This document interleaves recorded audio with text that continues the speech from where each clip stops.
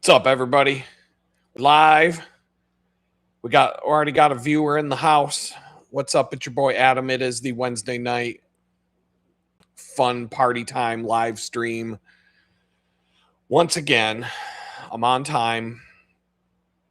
And I don't know, we're just gonna talk about a whole bunch of nothing for 15, 20 minutes and see who shows up. Feel free to jump into the chat if whoever you are. If not, don't. I don't know, man. What else? Oh, we got 2 in the house now. I'd say like 5 we're ready to party. Let's see here. What's going on? I pretty much did. I didn't really prepare for today like I wanted to. I set aside a bunch of time to prepare for properly. I mean, I can talk about the subject of today's main topic. I shouldn't have said I didn't prepare because it went from 3 viewers to 2 viewers. So you gotta watch. You gotta watch it if you want to build up that number. Can't say anything wrong. But anyway, oh, we got 4 now. Ooh. So anyway, yeah, I did. I could talk about the subject, the main subject of today's stream, all day long, without having to have notes in front of me. There was a video that I watched, and I'm actually going to paste it. I think I can paste it into, it should be in my recent history. I'm going to paste a video for you guys here but don't click on it until we're done with this video, because this is more important. But let me go back here, because I watched a video that inspired the topic for today. Here it is. And this was something that, I already knew some stuff, but there were some new ones in here for sure. But I just pasted a link to this YouTube video that inspired today's topic. And it's all about how your employer is spying on you at your job. And some of the new ways that they're spying on you, because we all know that you're being watched. But some of the things that they're doing now are pretty wild, even beyond what I thought they were doing, and nothing really surprises me anyway. But before we dig too deep into that one, I'm going to let people file in, maybe about 15, 20 minutes or so, and then we'll dig into that topic for a while and see where it goes. But feel free, once again, leave, thank you all for showing up, number 1. Number 2, feel free to chat it out. Yeah, throw that thumbs up too, man, because I hate doing this YouTube crap. But I'm going to share my... Hold on, I got to do a couple of housekeeping things on my end. Here we go. I hate having to do all this plug in YouTube crap, but you know what they say, you got to hit the thumbs up and ring the bell and all that stuff. And because the algorithm, if you want to see me get out of the shadow ban, you got to like and subscribe. So, and once again, one thing I did do on the links page here, it just tells you what kind of a loser I am in terms of my influencer status, how much I'm actually influencing here as an influencer. Once again, for like the 3rd time in a row, my Amazon affiliate account got whacked, because when you sign up for an affiliate account, they give you 90 days to get 3 people to click through your affiliate link and complete a purchase. And this will be like the 3rd time in a row I've signed up, and I can't get 3 people to click through and buy something. So I took it off. I took it out of the descriptions for the next several videos and off of the links page here. But you can sign up for this thing as many times as you want. So I'm just going to do it again. I just didn't have time. I think I got the email yesterday or today saying you're done. So but the funny thing is, if 1 or 2 people did click through, I did get my 50 cents deposited in my bank account. Like 4 months after they closed the account, I get a random 50-cent deposit from Amazon saying, oh, we got your affiliate money for you all. Don't spend it all in one place. They should just give you Amazon credit. That would be, I mean, because this is all going to go back to them anyway. It's kind of like the company store at that point. It's like, actually, that leads right into something about, it's not directly related to the topic today, but I have a funny story. So I have a bunch of friends. I was talking about this at the bakery job, some of the perks of having a friend who worked at Disney World for a while. And among, there were so many, but one of the good perks was my daughter. I took my daughter to Disney for like 10 days and we had free admission every day, but we also had these like passes that the Make-A-Wish kids get, you know, when you're dying of cancer and whatnot. And they called it Goofy's Kids. And I'm not kidding. Like, this was a long time ago. This was back when like nobody got offended by everything and you could just say funny shit and people would laugh. I mean, it was Goofy's Kids, you know, like Jerry's Kids, except Goofy. But nowadays you can't call handicapped kids Goofy's Kids. Hey, retards, welcome to Disney World. Shucks. Right? You can't have Goofy's Kids on your special Make-A-Wish Kids pass or whatever, but it allowed my daughter and me, and on certain days my friend was there with his daughter and they were the same age. And so we were just, you know, we were there on the busiest weekend of the year. And Goofy's Kids Pass, you get to skip the line at all the rides. You get to go right up to the front of the line. They got like a special door with a handicap symbol on it. You get to go right in that door and you'll be the next one on the ride. So whoever, and you get to sit wherever you want on the ride. You can go all the way up to the front on Space Mountain, whatever the case may be. It's a Small World, whatever. And every time you're done with the ride, the attendant will look over and be like, "You kids want to go again? Yay!" And so we get to go on the ride like 4 times in a row while all these people that have been waiting for 3 hours to get on the ride are pissed. But that was just one benefit. Another benefit is you get to hear all the amazing stories of what it's like to work at Disney World. And so speaking of the company store, this thing that they do here, they're like one of the most evil companies on earth. Look at what they did to Star Wars. You know, somehow Palpatine returned, he gets thrown down a well and he explodes, and they blow up the Death Star around him, around his dead body, and somehow he returned. We have no idea how that worked, how that happened, but he did. And that was just Disney's way of like saying the empire always wins. The evil empire will always win, because the message of the original Star Wars trilogy is the rebels who stood up for freedom were able to defeat the evil empire. And then Disney came along, bought Star Wars and said, "No, the empire always wins. Fuck you." So that was why they did it. But speaking of the company store, and you know, one of the things that, I mean, we could talk about the evils of Disney we could make a 10-hour live stream and never run out of stuff to talk about. But this story is, they have this place called Epcot Center. It's one of the parks. You may have heard of it. It's kind of famous. But throughout Epcot Center, there's all these different nationalities. So each little region of the park, for those of you who've never been there, it represents a different country. So there's like one for Switzerland, there's one for Japan, I think there's China, there's Iceland, and there's all these different regions of the park. And when you're in a region of the park, all of the rides are themed for that. You know, when you go to China, it's all like ding ding ding dong dong dong dong dong, right? And you know, like you're going on a fucking Chinese junk boat ride, or you know, something like that. And when you go to Iceland, everything's about Vikings and you're on a Viking ship or whatever. And all the restaurants and everything in that little zone is themed around that country.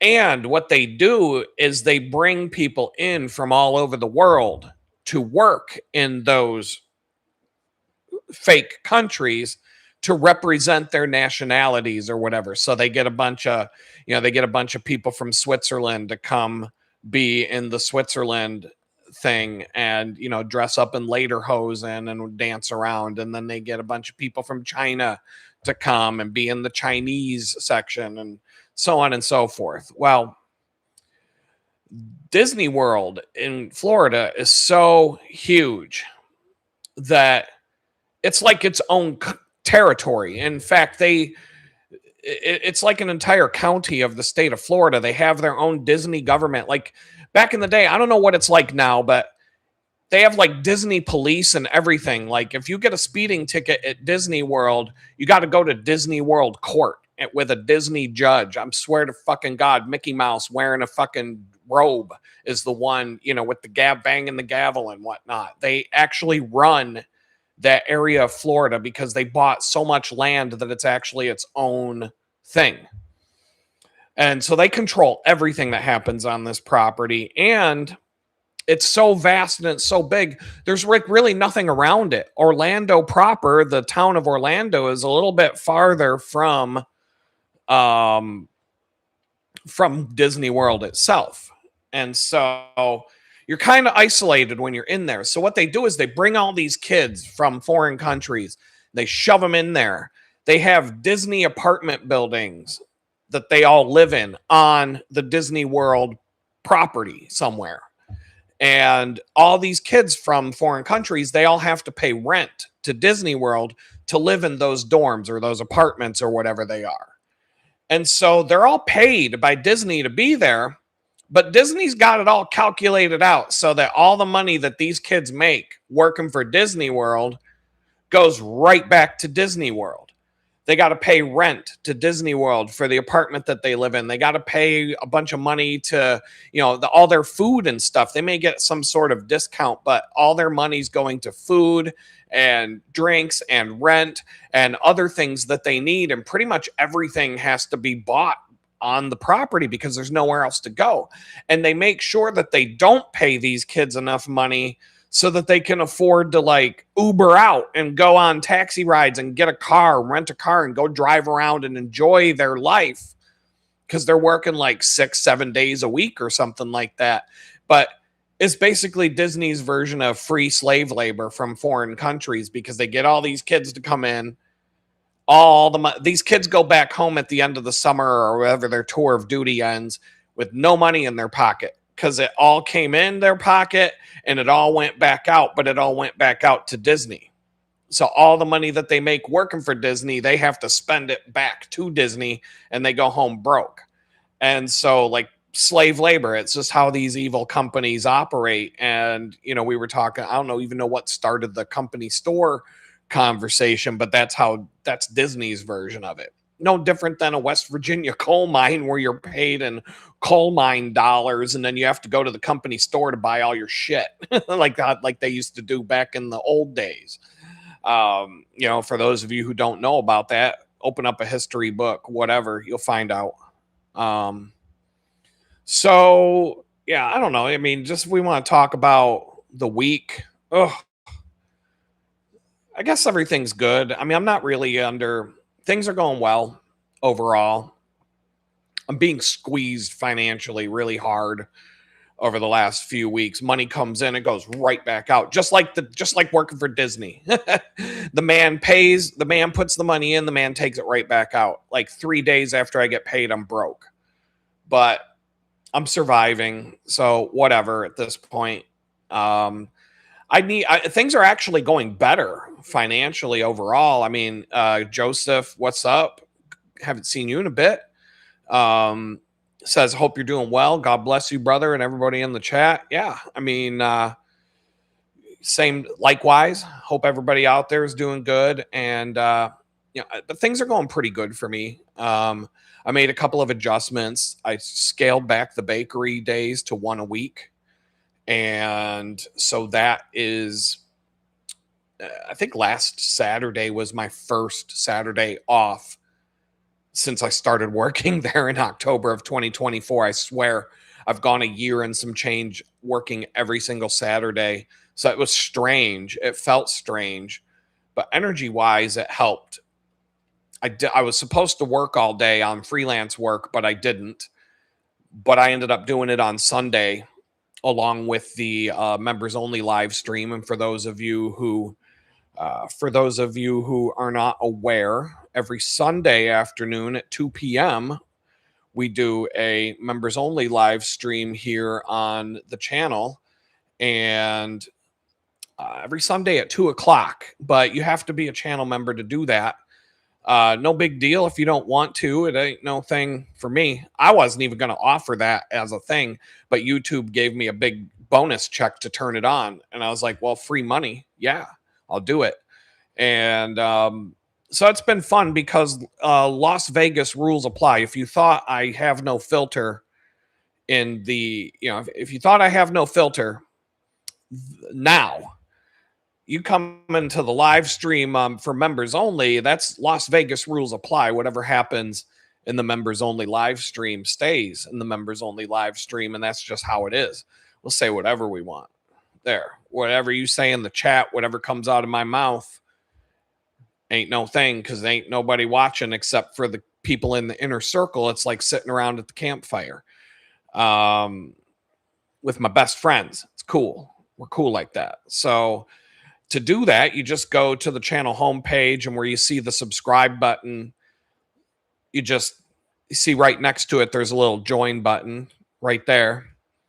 And if you click on that and you go through the process, takes like $2 a month to be a member. You get 4 live streams every month for members only, and you can watch the replay. No ads on any of it. No ads. Screw that, man. If people are going to pay to be a member, I'm not putting ads on the video. That's pretty weak. And I'm not. And for these live streams, you've noticed, when I'm doing it live, I turn off the ads because I don't want you guys getting interrupted, and having to come back a minute later and miss whatever we were talking about. So I don't turn them on except for the replay. But there's a high roller. If you're a high roller, you want to throw down $10 a month to be a channel member. You'll get some extra stuff probably for that. This is all new to me still. So, people are bearing with me, but we're doing the live streams for members only. There's a Discord channel. You can chat with each other. That works pretty good. There's some other stuff, but you get to be one of the awesome channel members as well. So right now we got Angels in Our Midst, Blue Sky, Keyrod 1000, Alex and Analog, John SIL1DR, also known as JS, and we have another JS, Jared Smith, and we have a good time. And so I just figure, why not give the members a shout out here before we dig too deep into the topic of the week. Let's see. I made a video go live on the channel that I had put up for members only last weekend. I'm doing these walks in the park, and I've been getting into the fitness deep over the last month. I've been sticking to a pretty rigid fitness regimen right now. And if I didn't stop fitting all this food in my mouth, I'd probably be losing weight. But I am getting stronger. Things are like the belt that I wear. It's got a Velcro. It's a very heavy duty. It's actually a belt for a gun holster, a tactical belt. So it's very rigid. But I'm not allowed to carry guns anymore. But I still have belts, and I like them. They're the most long-lasting, comfortable belts you can buy. But the belts that I have this Velcro section. After you loop it through the buckle, there's a Velcro section, and the Velcro, the fuzzy part and the hooky part didn't come together like they were. So I was just pulling it through the buckle, but the Velcro wouldn't touch each other because I was too fat. But now I got, after a month at the gym, there's a good overlap. The soft, the fuzzy part and the hooky part of the Velcro, they come together nice now. So something is happening. I am making progress because I can measure it with eventually I'll get so thin that the hooky part and the soft part will offset each other in the opposite direction because I'm too thin. But right now it's just right. It must be at the exact same. I must be at the exact same width that I was when I bought the belts. So I am feeling better but I'm exhausted. I'm doing some seriously hardcore stuff, and it leaves me pretty wiped out the day after. But I'm doing more variety. A year ago at this time, February, I was riding 200 to 250 miles a week on a bicycle, but I wasn't doing anything else. So that caused 4,000 miles on a bicycle caused me to it caused some parts of my body to get super worked out and tight and firm and cut and trim, and other parts of my body got soft and flabby and with no definition and no, pretty much useless. And like I've got some joints locked in bad places. Just all I did was go to a yoga class, and I was like, oh yeah, that'll tell you what's wrong. You go to one yoga class, that'll tell you exactly what's wrong with your body. That'll tell you within with about half an hour into an hour yoga class, you're going to know what's what. And I found that out. But now now I know what to work on when I go to the gym. So like last night, I did an hour spinning class. I had the problem with I have these Bluetooth headphones I bought. One of the headphones wasn't working, and I got pissed. This was before spinning class. I would have done half an hour on the rowing machine, but between sitting in bad traffic all the way to the gym, and then my headphone wasn't working, I was ready to. I wish they had a punching bag there, because I'd have beat the snot out of it. I was so pissed off. I go back to the locker room. I got all mad, got my bicycle shoes on, got everything ready for spinning class. And then in spinning, I just took out the aggression and the anger on the bike and I ground it out. And by the time spinning class was over, I was like a whole new person. I was like, everything's cool, everything's peaceful, everything's tranquil, zen. And then I go back and I fiddle with my headphones, and all of a sudden I got them working again. Imagine that. Like when you're not angry and pissed off and frustrated, all of a sudden it took me like 5 minutes to figure it out and fix them. So then I was like, oh, cool. Because I do have a spare pair of wired headphones just in case, because I don't trust this stuff. So I have a spare, but I don't like having a cord hanging off my ears and then having to keep my phone in my pocket because the cord's not long enough. And I just don't like that getting in the way. So I prefer to not use those. But, I'm not going to go without music to the gym. That's just crazy. So I did like an hour and a half of weightlifting on the machines. I'm too lazy. I don't want to go use the free weights. I'm not there yet. The machines will do it. I mean, for what I'm in for right now, I worked on a bunch of stuff yesterday for an hour and a half doing sets on different machines. The machines that'll help my problem areas get stronger. And then tomorrow, I'm taking today off. Tomorrow, I'm going to spinning class. I'll do a yoga class after that. And then before spinning class, I'll do a rowing machine for a half hour, which helps me warm up for spinning class, but it doesn't ruin my legs. It works your legs a little bit, but it's mostly upper body and arms on the rowing machine. So maybe I can get on a rowing team one of these days. I'm not too shabby on the water, but all my experience is canoe and kayak. So I never really did I don't like going backwards. I don't like not being able to see where I'm going when I get in a human powered boat. So kayak and canoe is it for me. That's what I've always rolled in. But anyway, so yeah, we're like 20 minutes in. Like I said, we can jump into the topic of today's show. And that topic is, does your employer know where you went to lunch? And if you saw the thumbnail for today's video, it had very specific meaning. If you watch the video that I pasted in the chat, the link to that video, it's really interesting. You'd learn some things on there. But one of the funniest thing about that for me was, well, there were two things. The first one, that the thing that relates to the thumbnail is when your employer has always been spying on you, especially if you have a computer for your job.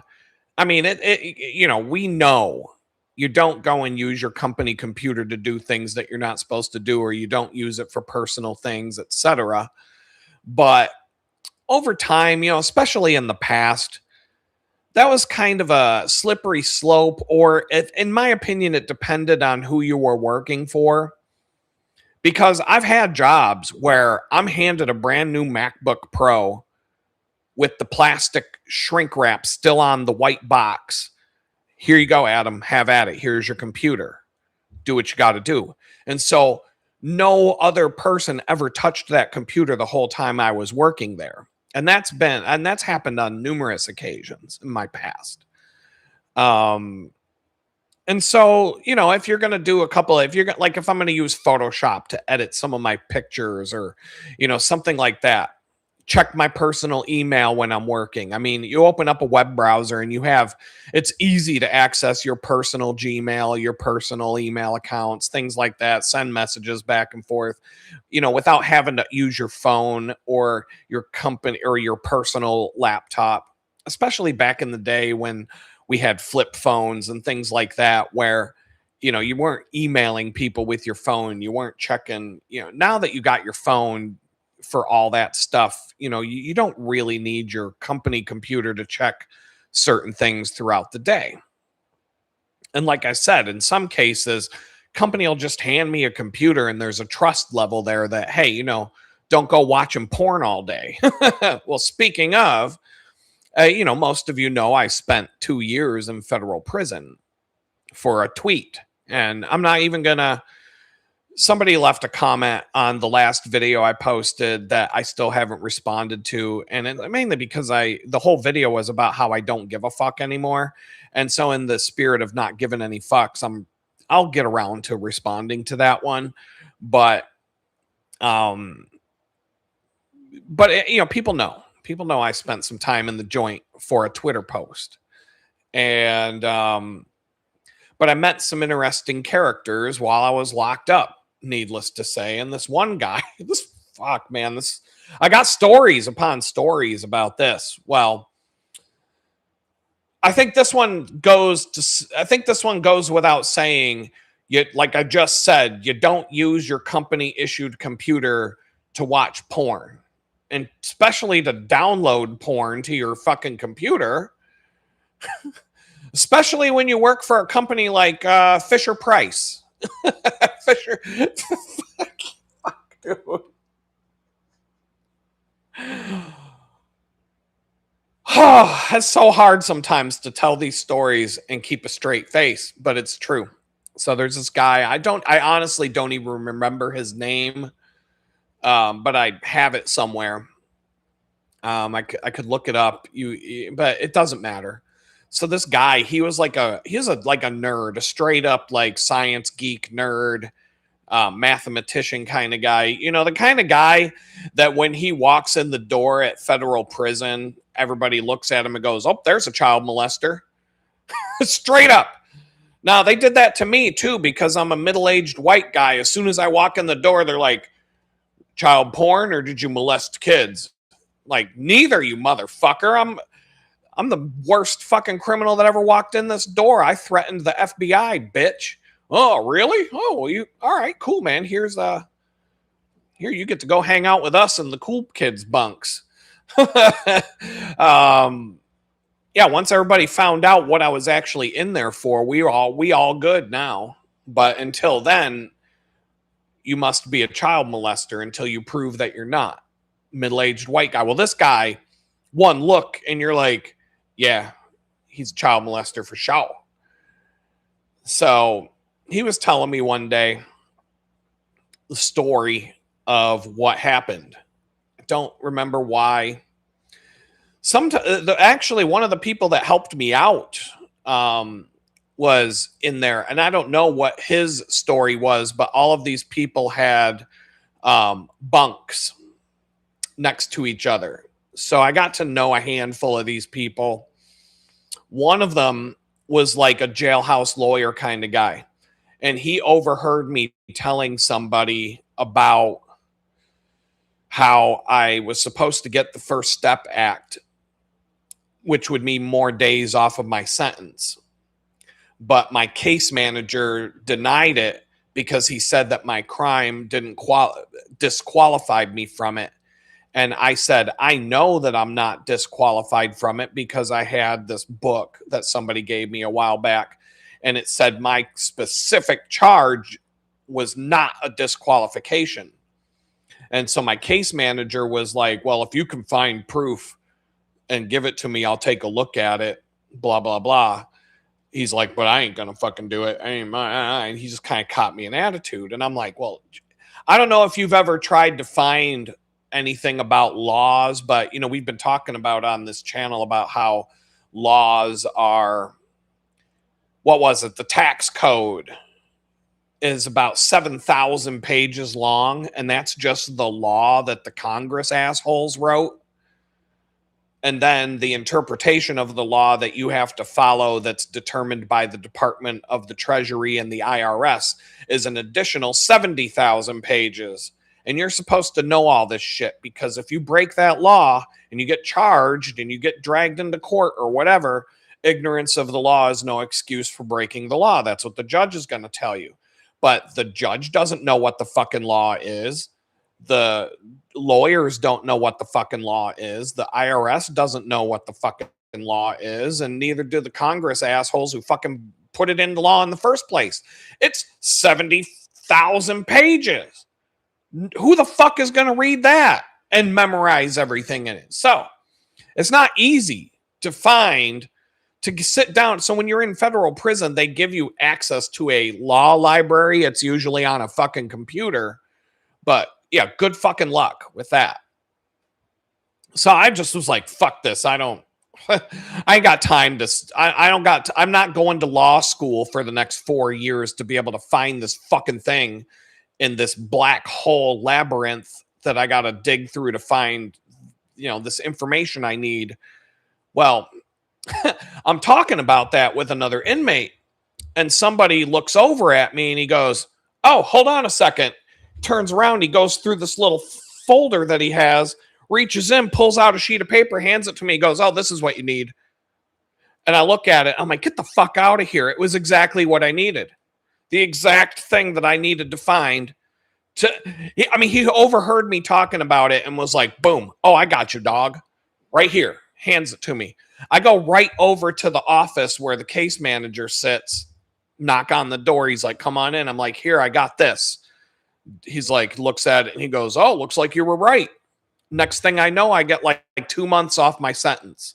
All because this dude overheard. So, you know, honestly, I don't care what the guy did. But his bunk mate, because we were in dorms at that place. So the guy that shared the bunk with him, also, I talked to him from time to time. You know, our beds were all near each other. And I don't know why. I don't know what triggered this from him, but he told me his whole story. So once again, he worked. Now we're back on topic. I know we took a little side trip, but that's what we do on this channel. We don't always go in a straight line when it's story time. So this guy, I gotta keep a straight face. Hold on. Can't do it. Oh my God. It's so fucked up because it's bad. But he worked for Fisher Price. You know, Fisher Price, the toy company. I don't know what he did. Don't care. But he had a computer. And his computer was actually at work. And he said he had a boss that didn't like him, according to him. But he used to sit there and watch porn all day at Fisher Price while he's...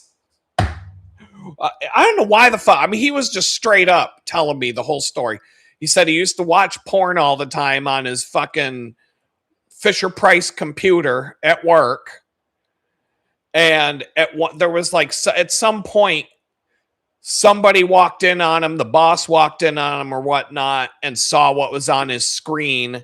And all of a sudden he had to like pack his shit and leave because they saw him watching porn. And so then he said it was like a year and a half later He's out working in his yard, and all of a sudden, all these fucking flashing lights and cars pulled up into the driveway. Local police, and it was the FBI that came and got him, and they are fucking arrested him. And so what had happened, according to him, they had taken the computer, that he had watched all the porn on, and they kind of like shelved it, I guess. The IT department took it back, but they didn't really do anything with it. Well, then they were like looking through it, and they found like he had something like fucking tens of thousands of porn pictures downloaded to this fucking computer at work. It wasn't even a fucking laptop that he took home. This was like he was doing this shit at the office. And they basically they did an audit on this computer, and they're like, holy shit. And they like backed up all the stuff that was on this computer. And then according to him, he had been to some questionable websites where there were pictures of underage people, right? But according to him, he didn't download any of those because that's not what he was into, according to him.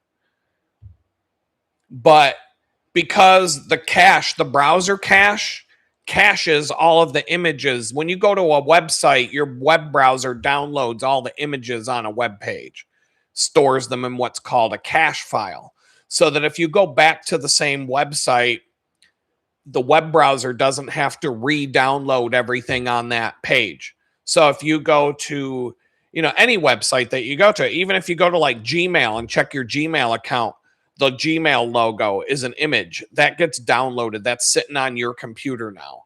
So anything that you go to multiple times, the web browser's trying to suck down as much stuff as it can so it doesn't have to re-download everything from scratch every time you go.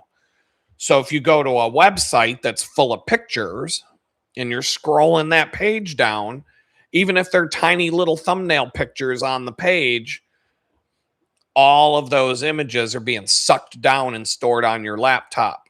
Well, they looked through his web browser cache and found all the kiddie porn pictures that were from and he was showing me his fucking case file and everything. It had something to do with using the law library, like I said, because I was actually the one guy who actually found the paperwork for me and got me 2 months off of my sentence was teaching me like what to do with that stupid ass software and how to find stuff and how to figure things out. And so I was kind of like starting to get the hang of it. And so I was in the library sitting at one of those computers and that's all you have access to. You don't have access to the internet or anything like that. You have a very limited, it's like looking at a Windows computer from 20 years ago and looking at like Word documents and shit like that. It's really basic. But anyway, this dude was sitting next to me at the computer next to him, and that's when he starts telling me his Fisher Price kiddie porn story. And I'm just like, okay, like I'm just like, well, I guess I got nothing else to fucking do but listen to this crazy shit. What else am I gonna do today? So anyway, he's telling me all about it, and he's showing me like his paperwork. He was working on an appeal, trying to appeal his sentence because he was sentenced to like 10 years or something like that.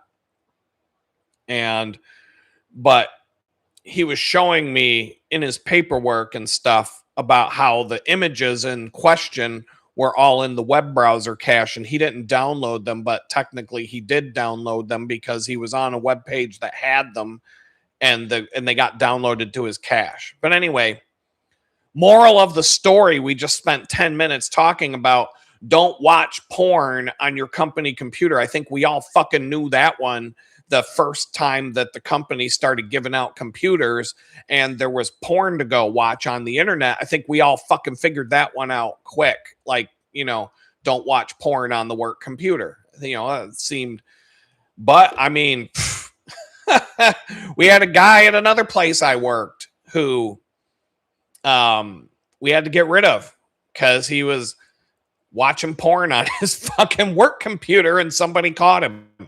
And it was like a company of like 6 people, but he wasn't really doing, we called him the plant waterer because it got to the point where he wasn't even doing anything. And we were like, why is he here? Like, what are we paying him to do? He doesn't do anything anymore. And we noticed that like he just wasn't doing any work at all. And but he'd go around and water all the plants on a regular basis. And we're like, we can water the plants. We don't need him. But this girl went over to his cubicle one day, and he tried to like hurry up and cover up his screen, but it was too late. He was in the middle of watching some porn, and she caught him, and he wasn't there much longer after that. But once again, take a fucking, do you have, how dumb can you be? How dumb can you be? I don't know. But that was then. That was like in around the year 2000. At least that experience at my job. Fisher Price guy. Fuck, I don't know. Like I said, he said he got arrested. They came at him a year and a half after he left the company. He never thought anything of it after he left. But that's how long it took for the company to figure out what he did.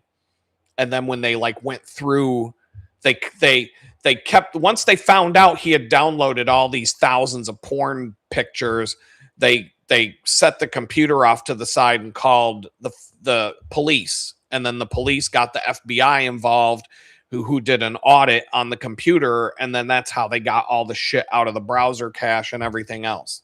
And then they charged him every single kid picture that was downloaded in the browser cache. He got an extra charge for. So it was like, boom, he's got 10 fucking years out of that. 10 years in prison because you fucking had to watch porn at your fucking job.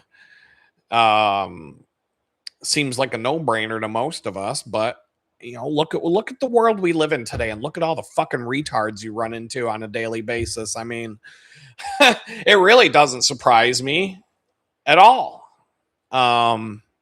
So yeah, don't watch porn on your company computer. Number one, we can cross that one off the list. I think we all know that one. But like I was saying, there's times where I've worked at a company and sometimes I'm just handed a computer, like I said, in shrink wrapped in the box directly from Apple. No human hands have touched that computer except for whoever put it in the box at the Apple factory. If it even gets touched by a person, I'm the first person to open this thing up and start using it. So I know I'm generally not being spied on because I've had the computer. Nobody else has laid their fingers on it except for me. Nobody even knows the password. If I wasn't kind enough to give them the admin password when I hand the computer back to them, they wouldn't even be able to open the damn thing up and unlock it and use it themselves without going through a lot of bullshit to be able to do that. But that's usually at a smaller company. Like if you're working at a startup or something like that, you know, you've got a company that you started working for, there's 6 people working there. That's the kind of environment where they're just going to do that and not give a shit. You work for a bank, different story. You work for a large corporation with tens of thousands of employees, much, much different story. And so the difference being, I worked for a bank, the biggest bank in Pittsburgh. In fact, they got branches down here in Houston. And I was given a computer that was so locked down by corporate IT that I couldn't even use the computer to do my job. It was so locked down that the clock wasn't set to the right time. And these clocks on these computers get their time from the internet. Well, they had shut that off so that the Mac couldn't reach out and connect to the time servers. And my time was like 15 minutes off. And I couldn't fix it because I had no admin. Didn't even have the ability. The computer was so locked down, I could not change the time on my clock. If you're used to the Macintosh, I couldn't drag my application icons to the dock at the bottom of the screen. so that I could have the apps that I use on the dock at the bottom of the Mac. They had like a standard corporate dock on the Mac. And that was all I was allowed to have on that bottom dock on the fucking Mac. Like, it was ridiculous lockdown to the point, like I said, I couldn't do my fucking job. And I complained about this nonstop, and I quit the job after 3 months. I spent more time screwing around with the IT department, trying to get them to unlock shit, set my clock to the right time so I'm not late to all the meetings, all these other things. And they were the most condescending pieces of shit, biggest assholes you'd ever meet. And we would get into some beef on a daily basis. And a month into the job, I told them I was going to quit. My boss raised hell and got somebody at IT to like listen to me and do some things. And then, but after 3 months, I was over it. It was done. It was the most hostile environment I'd worked in for years. I was done. I was like, I don't care what you're paying me. It was over 6 figures. I walked. Didn't care. It was that bad. But Big Brother, it was even crazier than that. Now, intellectual property theft, that's of concern. A lot of big companies are putting things in place to keep you from being able to steal their intellectual property. The craziest thing I experienced in that regard was when I worked at this bank. I could work from home. It was the process that I would have to go through to connect my MacBook to the internet and be able to join meetings and actually do my job took about half an hour. From the time I open the shell and start going through the security protocols and all the bullshit that lock down Mac in order to get online and be able to do my job from home, it was a half-hour long process. And if I would walk away from my computer for, say, 20 minutes and come back, maybe I got to go take a dump. And maybe I'm gone for a bit. I come back, got to do the whole thing all over again, half an hour to reconnect my computer to the company VPN and get everything up and running and all connected and logged in, or the computer's a brick and it's absolutely useless. So, I mean, I would say I spent 50% of my billable time to that company dealing with IT bullshit and nonsense because the computer was absolutely useless to the point I couldn't do the job. It was that locked down. So yes, everything you do on that computer is being monitored, tracked, and we'll get into the details of what they're doing.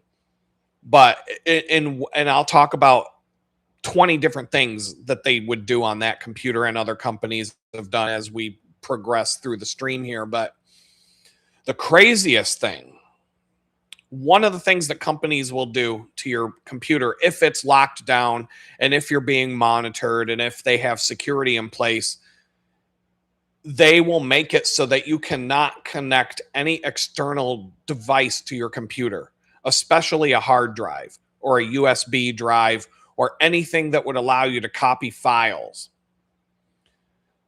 And so this bank was no exception. But I was told on the first day by a lot of people, because it was like such a big deal and it caused people some trauma, that when I was there on my very first day at the bank on the 26th floor or whatever, in the area where I worked, it was a big open office area. There's a whole bunch of us sitting around. We all had nice desks and we all had a lot of space, but it was all open office concept. And so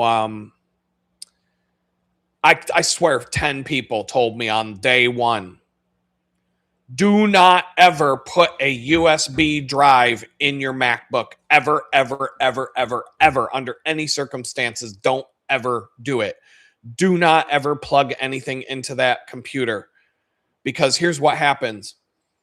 If you take a USB stick and you plug it into one of their computers and you're in the building, say you work on the 26th floor, as soon as that USB drive goes into the computer, an alarm goes off, like a fire alarm, an ear-piercing alarm goes off, and automatically all the doors lock.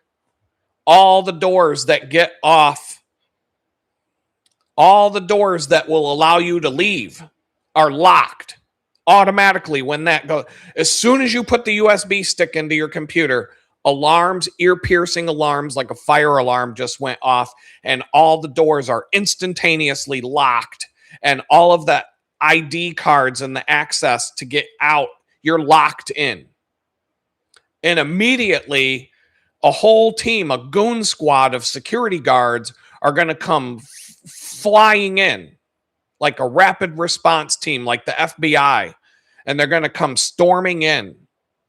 And number one, they're going to know what laptop it was that the stick went into, and they're going straight for that person first.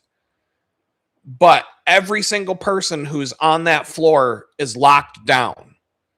So let's say it's like 4:55 in the afternoon, and maybe you didn't know, and you put it in a USB drive because you want to take fucking TPS reports home to work on or whatever the fuck. Even it doesn't have to be malicious. Just the fact that you did it.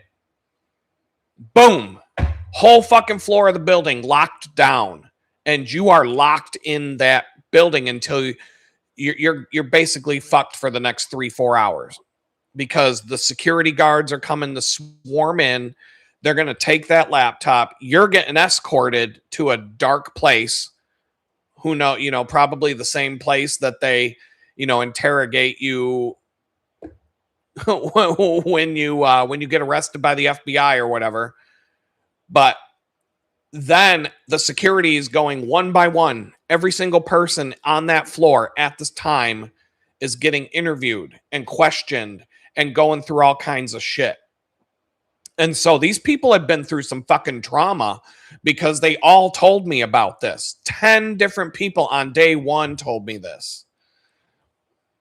That somebody put how did we go from like 10 viewers down to 0 all of a sudden? I wonder is my internet connection bad? I got to double check that before I go too much farther. I just got to make sure. All right. Yeah, it dropped down to like nothing. I guess they didn't want to hear the story, but it doesn't. I wish I didn't have to look at that stupid thing in front of me, because it kind of like, until I get to the point where it's like where there's actually people here, it's going to throw me off mentally. When we're up to like 100 and it goes down to 92 or whatever, it's no big deal. But anyway, I don't care that much about it. So everybody gets locked in. And then they go and interrogate everybody on the floor, one by one. And so you're not allowed to leave the building until you've been interrogated by the security people, and they're looking at the video footage, and they're going. And if you were trying to take a file, if they can figure out that you put that USB drive in your computer because you were trying to take something from them, you're getting charged with crimes. So this actually happened. People were telling me about it, because like I said, on my very first day there, they made a point. People were going out of their way to come and introduce themselves to me and say, oh, by the way, don't ever put a USB drive in your Mac or your computer or whatever you use, ever. Because that's what's going to happen. And it's going to be miserable if you were the one that did it, you're probably going to be fired for it, number one. But number two, every single person on the floor of that building that was in there when it happened is going to have a horrible day. Like, what if you got to go pick up your kid from school or something like that, and all of a sudden you're on corporate security lockdown and you can't leave? So that really, that was my very first day there, and I came home from that place on day one, and I was like, what in the fuck did I sign up for here? I was just blown away by that one. So they, like I said, they have systems now where it's one thing, like I've worked at places where if you try to plug in an external drive, it won't let you. Your computer will block it. It'll just not mount. And maybe the company will get a notification that you tried to do it. But at the bank, that was crazy. That was like literally like somebody trying to rob the bank. The same security protocols go into effect as if somebody walked in with a mask on their face, walked up to a bank teller, pointed a gun at her, and said, "Put the money in the bag." Pretty much the same thing if you try and put a USB stick in a computer there. And maybe rightfully so, because who knows, maybe somebody could write a fucking virus that if they can get inside the bank, plug that drive into a computer, maybe they could steal money from the bank and have it offshored to a Swiss bank account or whatever in the blink of an eye, and then, get out of there. If you're on the internal network somehow, I don't know. That's not my department, but they weren't playing. And I guess it had happened to somebody and they all went through it. And so they were very much like, please don't do that, Adam. And whoever did it was just trying to like copy some files, or it was work related. They weren't trying to steal anything, or they weren't trying to do anything malicious. But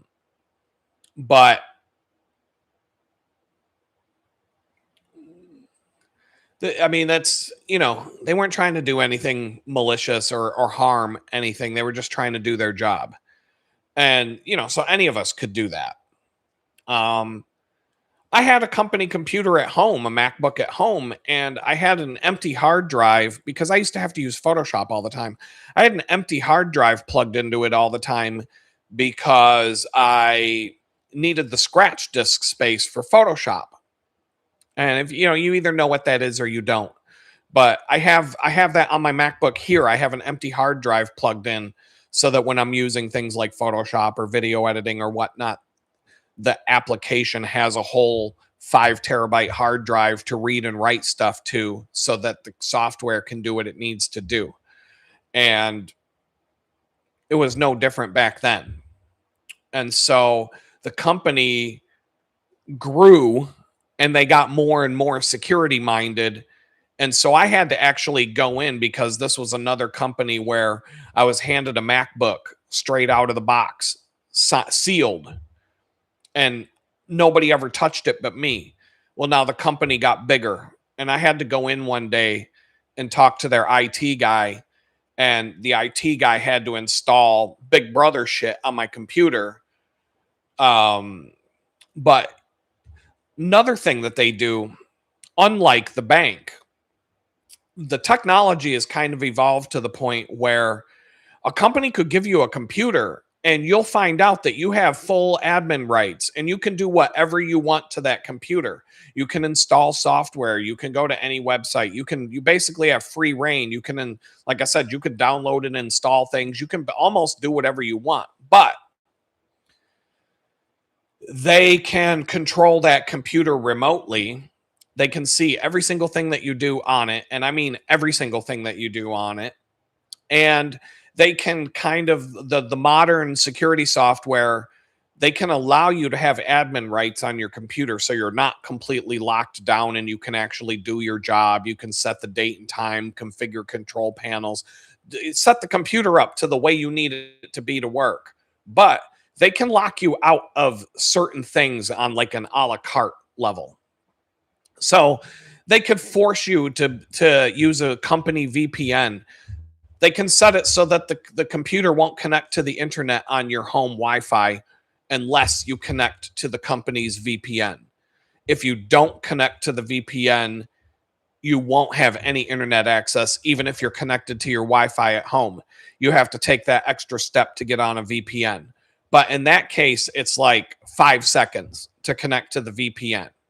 Virtual private network. It's the same concept as when you use a VPN to mask your IP address or whatever, or pretend that you're somebody else. Well, companies also use this. They'll have their corporate VPN, and then there could be rules on that VPN. So like you decide to go watch porn, you'll be blocked. The library in Jamestown had a VPN, and it would block all kinds of random shit. Like InfoWars. InfoWars will be blocked on a lot of VPNs at the library, at the company that you work for, shit like that, tinfoil hat news websites, and just different things like that. And companies will maintain a list and decide what they'll allow you to do and what they won't.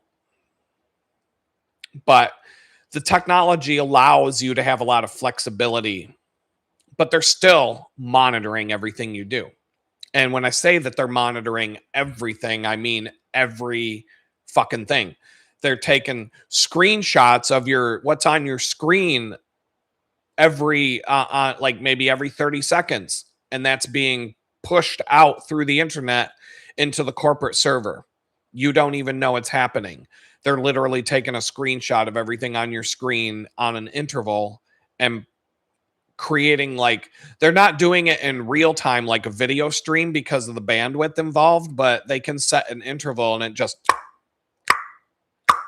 takes a screenshot every 10 seconds and sends it to corporate, and it's stored. So anything you've got up on your screen, they're using what's called a keylogger.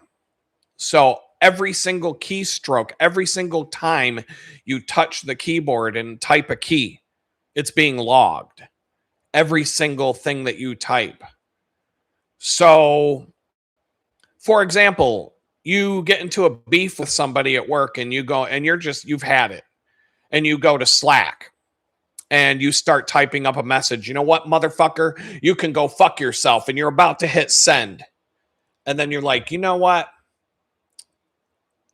Maybe I'll just let myself cool off for a minute. And you go delete, delete, delete, delete, delete, and you delete. Go fuck yourself. Well, number one, the screenshot's already been taken and sent to corporate, and all the keys that you typed, hey, go fuck yourself, that's all in their server now. They know you did it. They know that you didn't send it, but they know that you typed it out. And so let's say you use your company computer because you have the freedom. You may say you're given a company computer and you have the ability to, like, check your Gmail account because you're lazy and you don't feel like opening your phone, or you don't feel, now that we have phones, it's easier to do shit like that. But maybe there's some sort of thing that you're logging into that's your personal thing. Email be the most common thing. A lot of companies won't block you from logging into your personal Gmail account. You can log into like 10 different Gmail accounts at once, and there's a drop-down menu in the corner that allows you to switch between the different accounts. And so it might be very easy for you to log in as yourself on Gmail, and then you can just check your email throughout the day. Well, they're checking your email too when you do that. They're seeing it. So a company in that video that I sent you, they saw somebody sending a message through their private messenger to a bunch of other people at the company that basically said, hey, everybody, it's snowing this Friday. Because they didn't want to come out and say, hey, everybody, I got cocaine this Friday. If you want to buy cocaine, come and buy cocaine from me. Instead, he said to everybody, hey, it's snowing this Friday. And so this company picked up that there was a cocaine ring inside the company, and they were able to catch everybody involved because they went to the key logging portion of their infrastructure, and they did a search for anybody who was talking about snowing in the middle of summer. And they're like, hey, we just found 5 people talking about how it's snowing this weekend and how they like playing in the snow and all this other shit, but it's like August and it's not New York. So they ended up firing 5 people who were basically distributing cocaine inside the company because they logged their keystrokes. They weren't using the company email to do it. They weren't using company Slack. They were doing it on their personal stuff, but they were using their company computer to do that. And so the keystrokes were logged. And so they were able to figure out everybody involved. And then they started monitoring those people. And they're like, yep, that's who it is. And they fired all of them. I don't know if it went any farther than that. But like I said, there was time I was pissed off at a job. I was going through some stuff and they were treating me really badly. And they were trying to throw me under the bus on purpose so that they could justify getting rid of me. But I was very well liked and did a lot of good work for the company. So if they just shit canned me one day, they were already having a problem keeping people retained. They were having a problem with people quitting all the time. And so they wanted to get rid of me. And I don't even really know why. I just didn't vibe well with a couple of people there. And it just kind of evolved into this bad situation. But I did really good work. Every time I gave a demo in front of everybody in the company, I knocked it out of the park. Like, I was very well respected by most people, and I got along with everybody really well and was, friends with people as far as work friends go. We all got along great. So it would look bad if they just decided to randomly fire Adam one day. They needed to back it up with something. So they were trying to set me up for that. And so this was one of those situations where I knew I was being set up to look bad, and I got pissed. And I typed out a resignation email, and I was pretty blunt. And I don't think I said, you can go fuck yourself, but I said very professionally, this will be my last day. I'll be down in about 20 minutes. I'll be down in an hour and a half to drop off my laptop, and we can part ways, and, good luck from here or whatever. And I typed it all out, and it was done. And I was sitting there, and I'm like, I got my finger on the send button, and I'm pushing I just couldn't push the enter key hard enough yet. And then I was being told I had to go downtown to do a bunch of dumb shit. And I didn't want to do it because it's an hour's drive. And it was like 3 p.m. and I'm going to be there until like 10 o'clock tonight. And my daughter's college graduation is tomorrow. And so I was just like over it. And I was about to just go drop off the laptop, walk away from this place, and take my lumps, go to my daughter's college graduation on Saturday, and because this was a Friday, and then just go from there. But instead, I cooled off a minute and I just put it in drafts. I didn't delete it, but I didn't send it. Well, the monitoring software that they were using, they definitely had a copy of that resignation email. They know I typed it up, and they know I had it sitting in my drafts, and they know I didn't let it rip, but they know how I felt. Anybody in security who may have reviewed the logs, if you will, were they had access to know that I did that because they're monitoring you. It's gotten ridiculous with the monitoring. They're monitoring the frequency of your keystrokes. They're monitoring your mouse movement. My best friend had to buy a device called a mouse jiggler.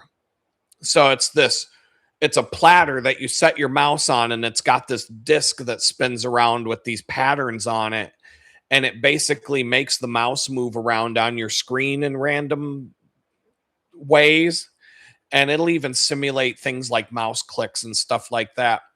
But it's because if you walk away from your computer for an hour, because you're working from home, maybe you're going to go do something, maybe you're taking the kid to school or whatever.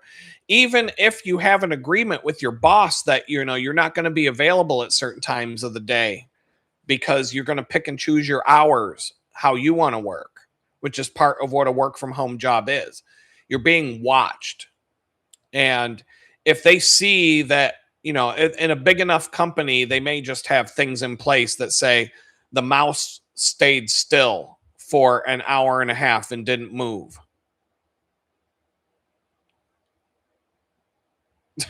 They have for an hour and didn't move. And so now you're going to get hounded by HR, or your boss is going to get some sort of flag or a notification. So-and-so's mouse didn't move for an hour. He must not be doing any work. And so in that situation, you're being watched. So people had to fight back and go get a little thing that you set your mouse on, and it makes it look like your mouse is moving all day long so that the stupid corporate mouse movement tracker doesn't get you in trouble. Slack. It also does another thing. Slack, the company messaging app that most companies are using right now, will have a status light. It says you're available. It'll say you're away. It'll say that you're inactive or active. It's showing that to everybody else you work with who might have your name in their list of people to communicate with, like your boss or your coworkers or whatnot. So if you walk away, like I said, you're taking your kid to school in the morning. When you get back, if you're gone for an hour, that's going to be a red light and it's going to say inactive. And so it's going to say inactive. And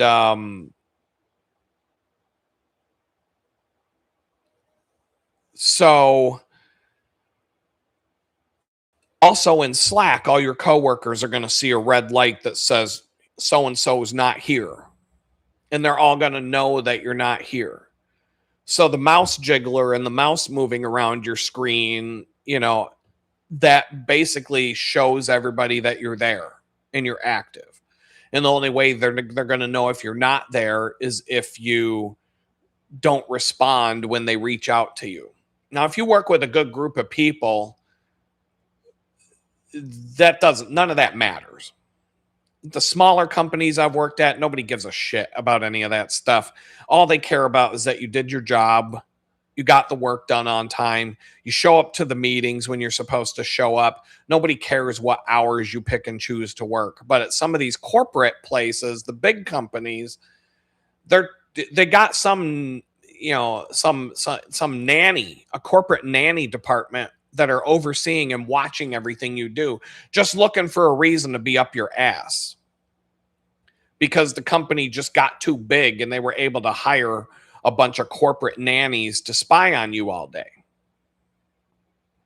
And so that's something there to think about.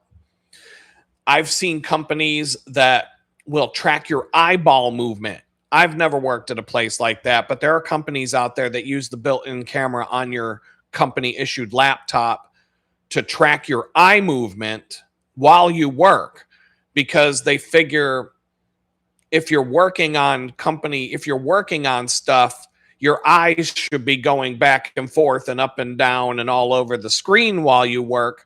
But if you're just staring at something and your eyeballs aren't moving properly, then that means you're a slacker. That means you're not doing your job. So, I mean, they've got 10 different ways from Tuesday to track you. And that's if you work from home.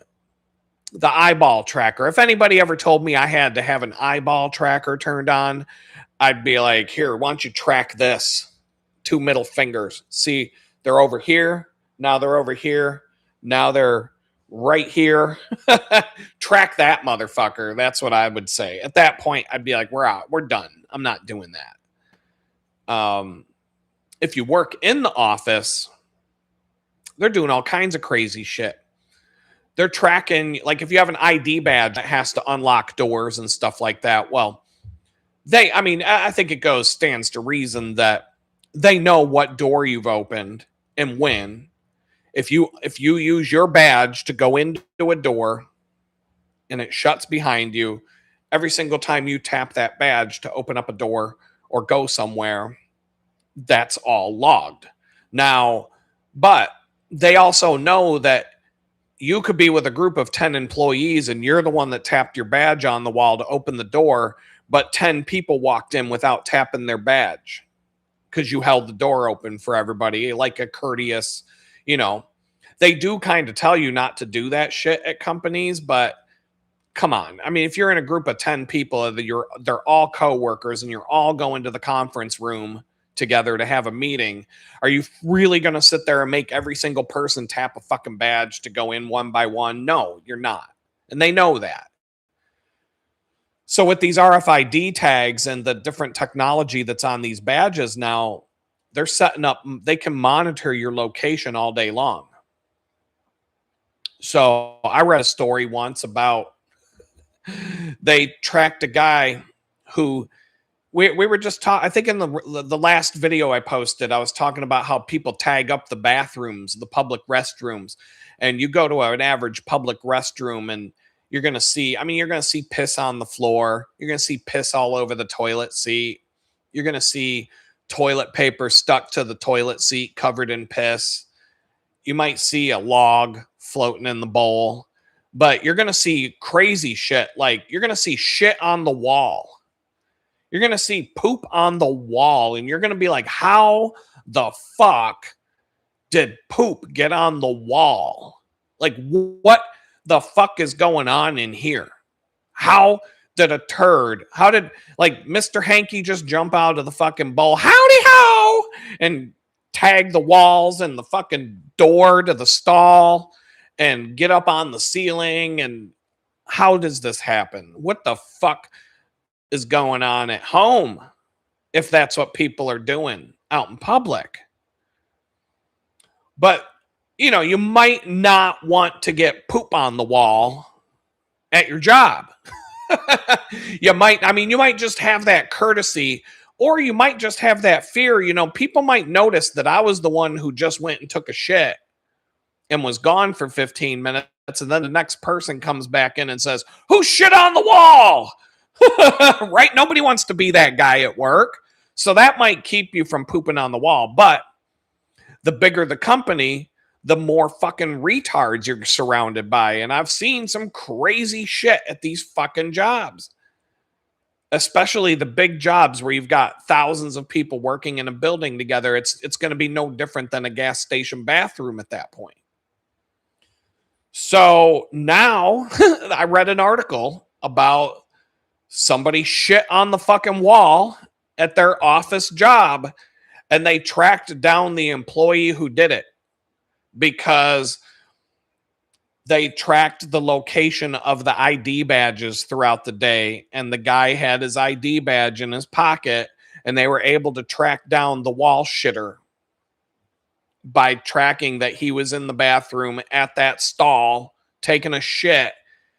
And the next person that went in there and found it, we tracked that. So they were able to like deduce. Oh my God. Deduce, no pun intended there.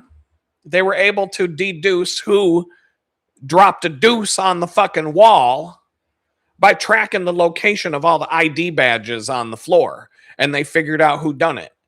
And now you got some explaining to do.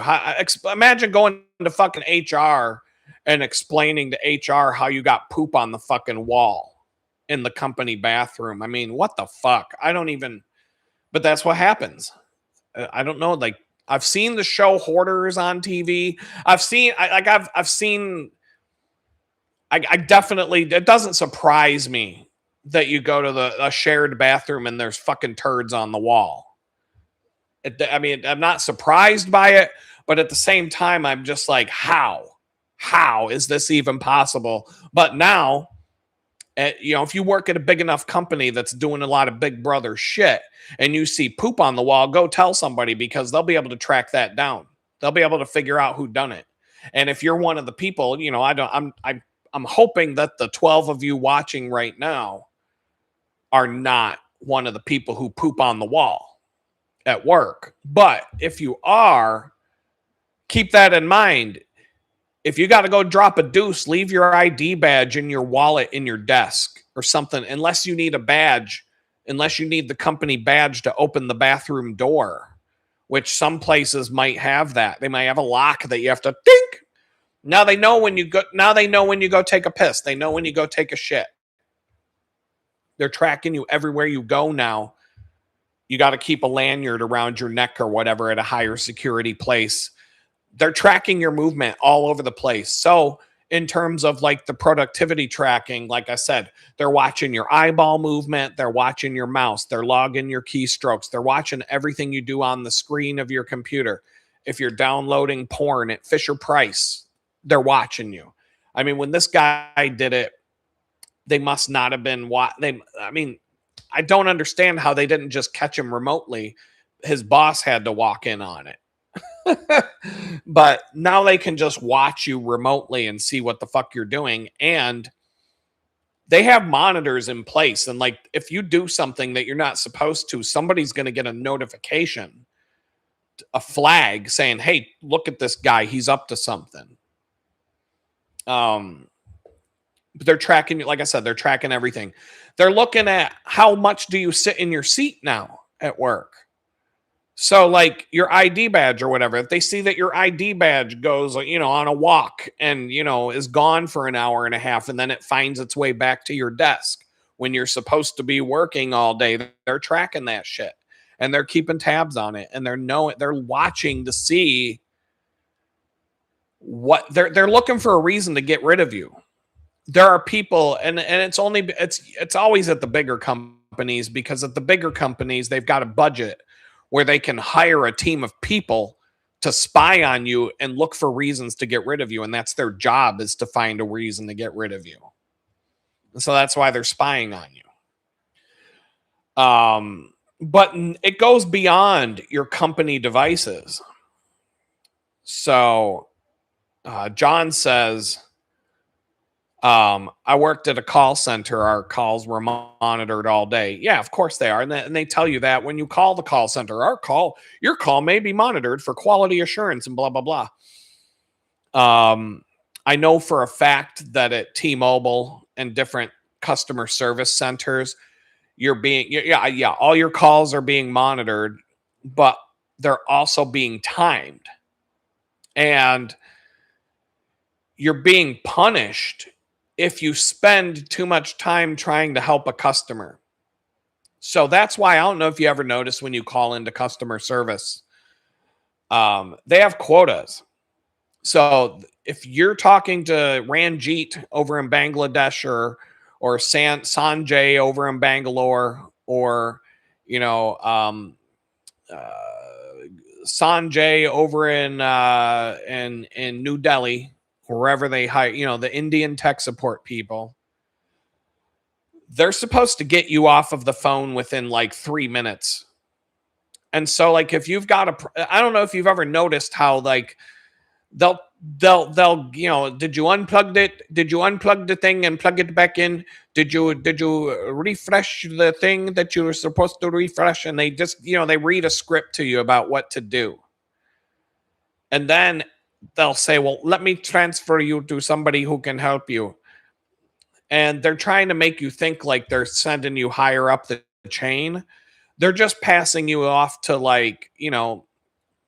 they're passing you off to somebody else, because they're up against the clock. They have a certain amount of time that they have to get you off that phone. And if they consistently take too long, they get in trouble and they can lose their job over it.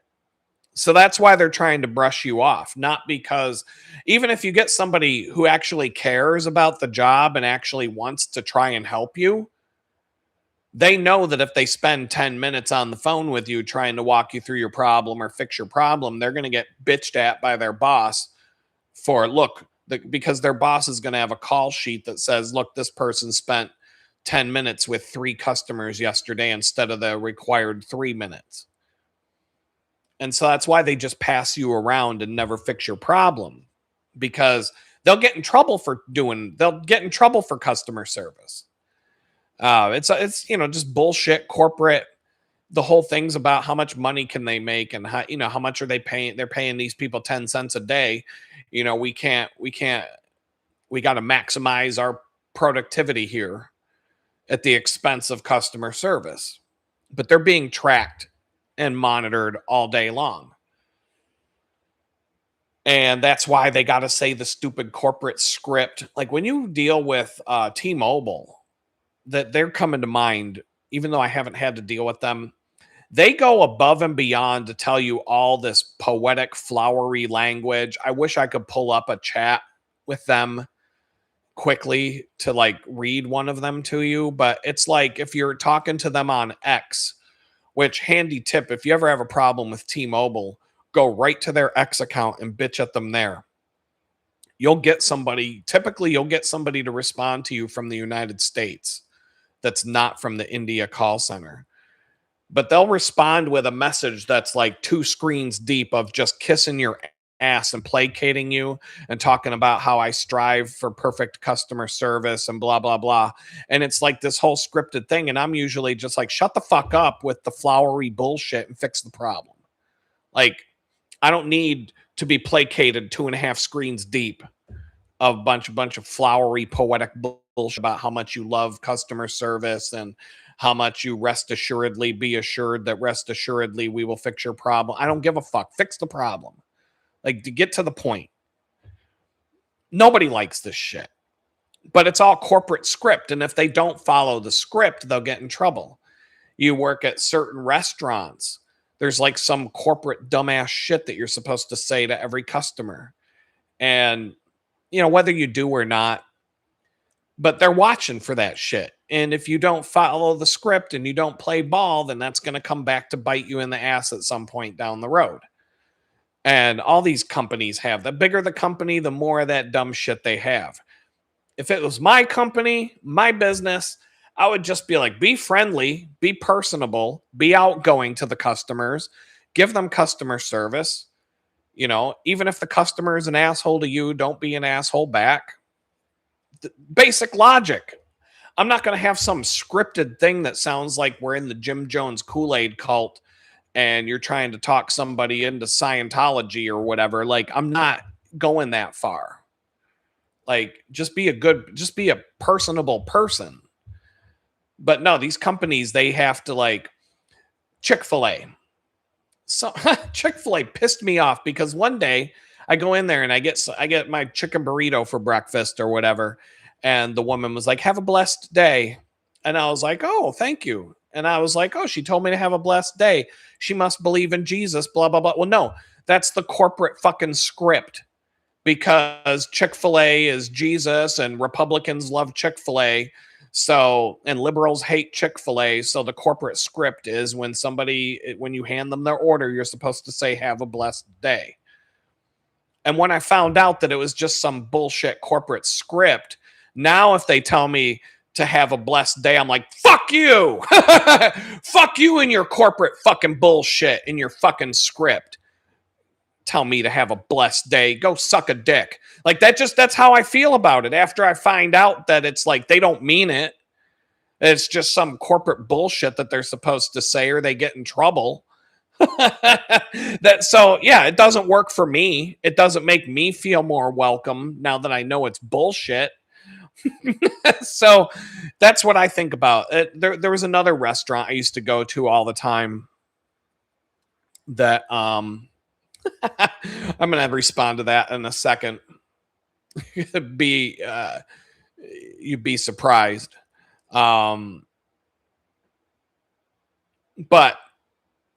the corporate script. There's a restaurant and they have one in downtown Pittsburgh. It's kind of like they had like 4 different burrito joints that are all basically a carbon copy of Chipotle, but they each have a different name. They're national chains. I don't know how national they are. But you have Chipotle. You have another one called Moe's. You have one called Qdoba. And you have this other one, I can't remember, Freebirds. So there's like 4 of these burrito joints that are all the same shit. Same concept. Same exact thing, just about. But Moe's is where I would go if the line was too long at Chipotle, because Chipotle had some ridiculous lines at lunch in downtown Pittsburgh. Right across the street is Moe's. But when you walk in, so there's a line of people at Moe's getting their burritos, but it may not be as long as Chipotle, but the place is packed. Every single person that works behind the counter is supposed to yell out, "Welcome to Moe's," when you go in the door. But there's a line out into the fucking street. So there's somebody coming in every 10 seconds. And all you hear every time the door opens and someone new walks in, you hear like 12 people are like, "Welcome to Moe's. welcome to Moe's. Oh, welcome to Moe's. And it's like, okay, yeah, 12 fucking people having to say it over and over again every 10 seconds. It sounds like a retarded ass fucking burrito cult. It sounds like the Jim Jones. Oh, now it's time to take the Kool-Aid. Now's the time we drink the Kool-Aid. Oh, here we go with the Kool-Aid. Right? And it just sounds, it's a fucking chant. It's a fucking chant that you have to do when you're in a cult that you don't even, it's like Catholic Church. It's like the same shit that you have to mumble when you're in Catholic Church, right? I don't even know what they are, but every time I'm in Catholic Church, it sounds like a weird ass cult because the priest will say something, then you're supposed to say something back. And I don't even, I'm just sitting there like, what the fuck's going on here? Now we got to get on our knees. Now we stand up. Now we sit. Now we're on our knees. Now we stand up. Now we sit. Now we stand. Now we're on our knees. Now we stand. Now we sit. Knees, stand, sit, up, down. I never fucking know what's going on. I don't like Catholic Church, as you can tell. But it's like everybody in Catholic Church, when they have to regurgitate whatever you're supposed to say when the priest, may the Lord be with you and also with you. And they're all just like mad because they don't want to do it. And they're all just like, oh, this fucking sucks. Like, that's what it's like when you go to Moe's. 20 fucking people behind the counter. Oh, welcome to Moe's. Oh, welcome to Moe's. Welcome to Moe's. And okay, so fine. 20 fucking people got to do that shit, or their dumbass manager is going to get mad if you don't do it. Do you think the customers enjoy that shit? No. You're trying to eat a fucking burrito at a table, sitting and talking to your friend, and every 10 seconds you got to listen to 20 people yell out, welcome to Moe's. Welcome to Moe's. Right? But they know that if they don't say it, they're going to get bitched at by some zit-faced manager, and they're going to have to put up with some bullshit, so they just fucking do it. But no, you can tell they all hate it because corporate script said that that's what I'm supposed to do. How about the person that you see when you get to the thing? Hi, welcome to Moe's. What can I get for you today? A burrito or what? Like, can you just be a normal fucking person? That us customers would approve. We don't like that shit, corporate America. We don't like the scripted fucking cult leader bullshit. When we walk into these places, when you follow a script, I don't know why they can't figure that out. I don't know anybody who actually enjoys listening to the corporate fucking script when they walk in the door to a place. I don't. I get mad. I get irritated by it. I'm just like, leave me the fuck alone. I'll ask you when I need help. How's that? Just fuck off. But how are they monitoring you? Okay, Glenn Beedshaw.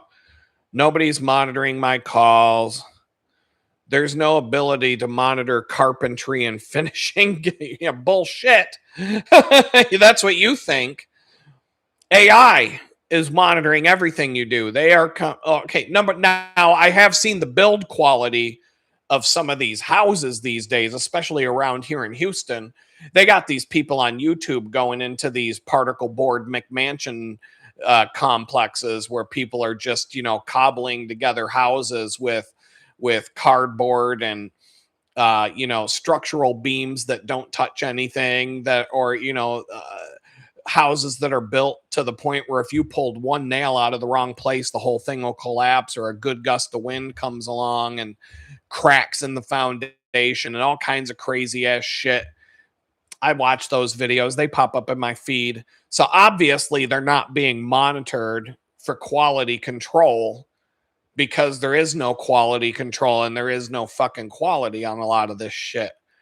But to say that they can't is kind of ridiculous because they can set up a remote camera that monitors everything you fucking do. Like they can count the number of nails that you pound out. They can monitor every single thing that you do with cameras and AI and drones and fucking they can use a scanner. They could come in with some sort of fucking scanner and just sweep a room with it and get everything that, is either good or bad. Like they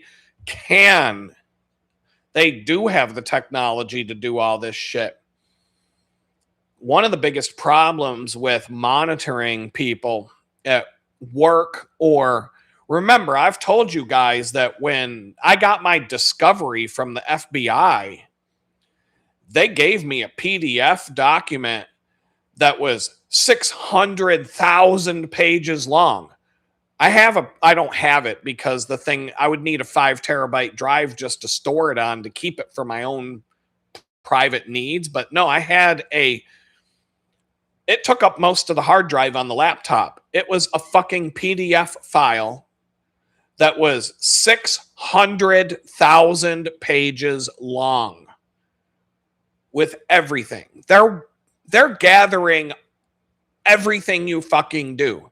Not just your employer, by the way. All the shit we're talking about with the employer, the government's doing too.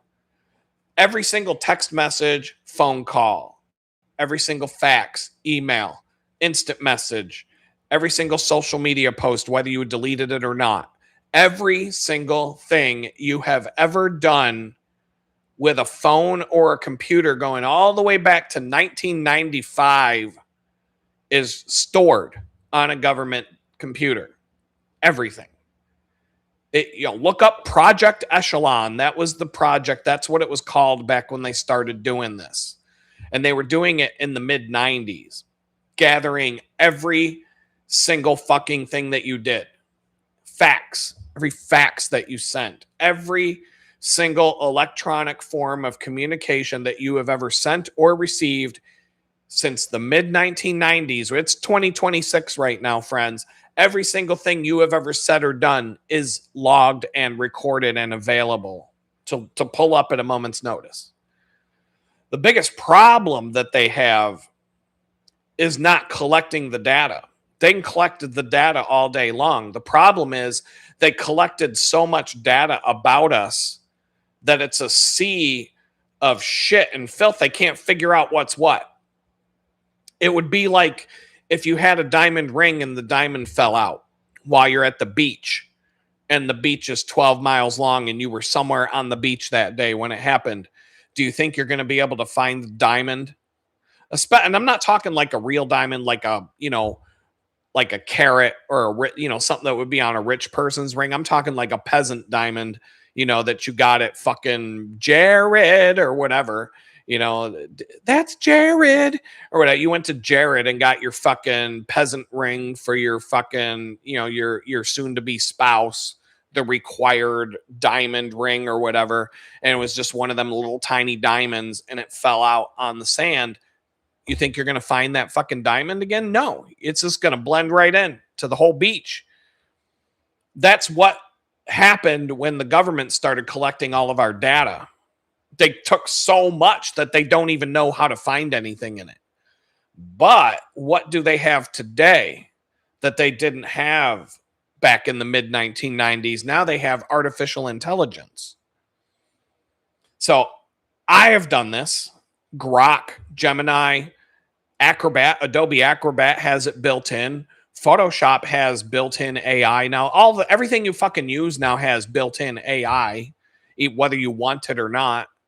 To say that you're never going to use AI or you're avoiding AI, that's bullshit. Because if you sit in front of a computer and you do anything on it, you're using AI at this point. But if you're using a bot, you're using something like Grok or Gemini or whatever, you can upload a document. You can open up a PDF in Acrobat and do it directly in the app now. You can upload a 300-page document to Grok and ask questions about the document, and Grok will instantly have that entire document available to answer all your questions, give you a summary of what's in it, tell you what's in it, what's not in it, etc. I uploaded my lease both at my slumlord tool shed that I lived in a while back, and when I moved in here, I uploaded my lease document and asked questions about what's in it, what's not in it, if this, what about that? Even though I read through it myself, I still let AI have at it just as a second set of eyes. And so, but I'm telling you, I just helped a guy write a 100-page book. I uploaded the book as a PDF to Grok and I asked a bunch of questions about it. Instant. It takes about 1/1000th of a second for the AI bot to scan and parse through a 300-page document to where you can just start asking about what's in it and ask very detailed questions and get very detailed responses about what's in the document. In 1,000th of a second it takes for that. So you don't think the government AI bot that the military and the alphabet agencies use, they now have bots that can sift through everything. Like I told you, the FBI handed me a PDF file that was 600,000 pages long. It had everything in it. Every text message, phone call, email, website visit, had every password. They have all your passwords, by the way. They know everything. They have every fucking thing that you've ever done on a computer. And they can just print, they can like just download it, hand you a 600,000 page PDF and say, here's what we have. If you've ever had that handed to you, but you know, most of you fucking people just call me a lying sack of shit with a tinfoil hat on my head. Fine. I don't give a fuck what you think. It happened. When the government hands you a 600,000 page PDF file that has everything you've ever said and done. Ladies, you ever send a titty picture to a guy that you liked on Tinder? Somebody at the government has your titty picture.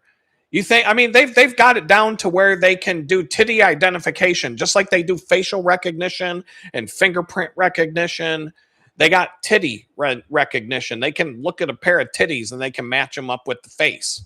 So say if you ever sent somebody a pair of titties with your face, and maybe you sent another guy some titties because you didn't trust them. You didn't want that shit being shared with your face on it. They can match the titties to the face. They know it's your titties. They got titty identification, titty recognition software.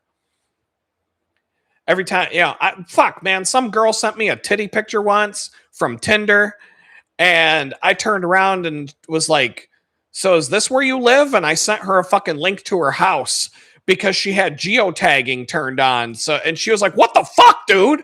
And I was like, you need to turn off geotagging when you send a titty picture out there. You might have somebody that you don't want showing up at your house tomorrow.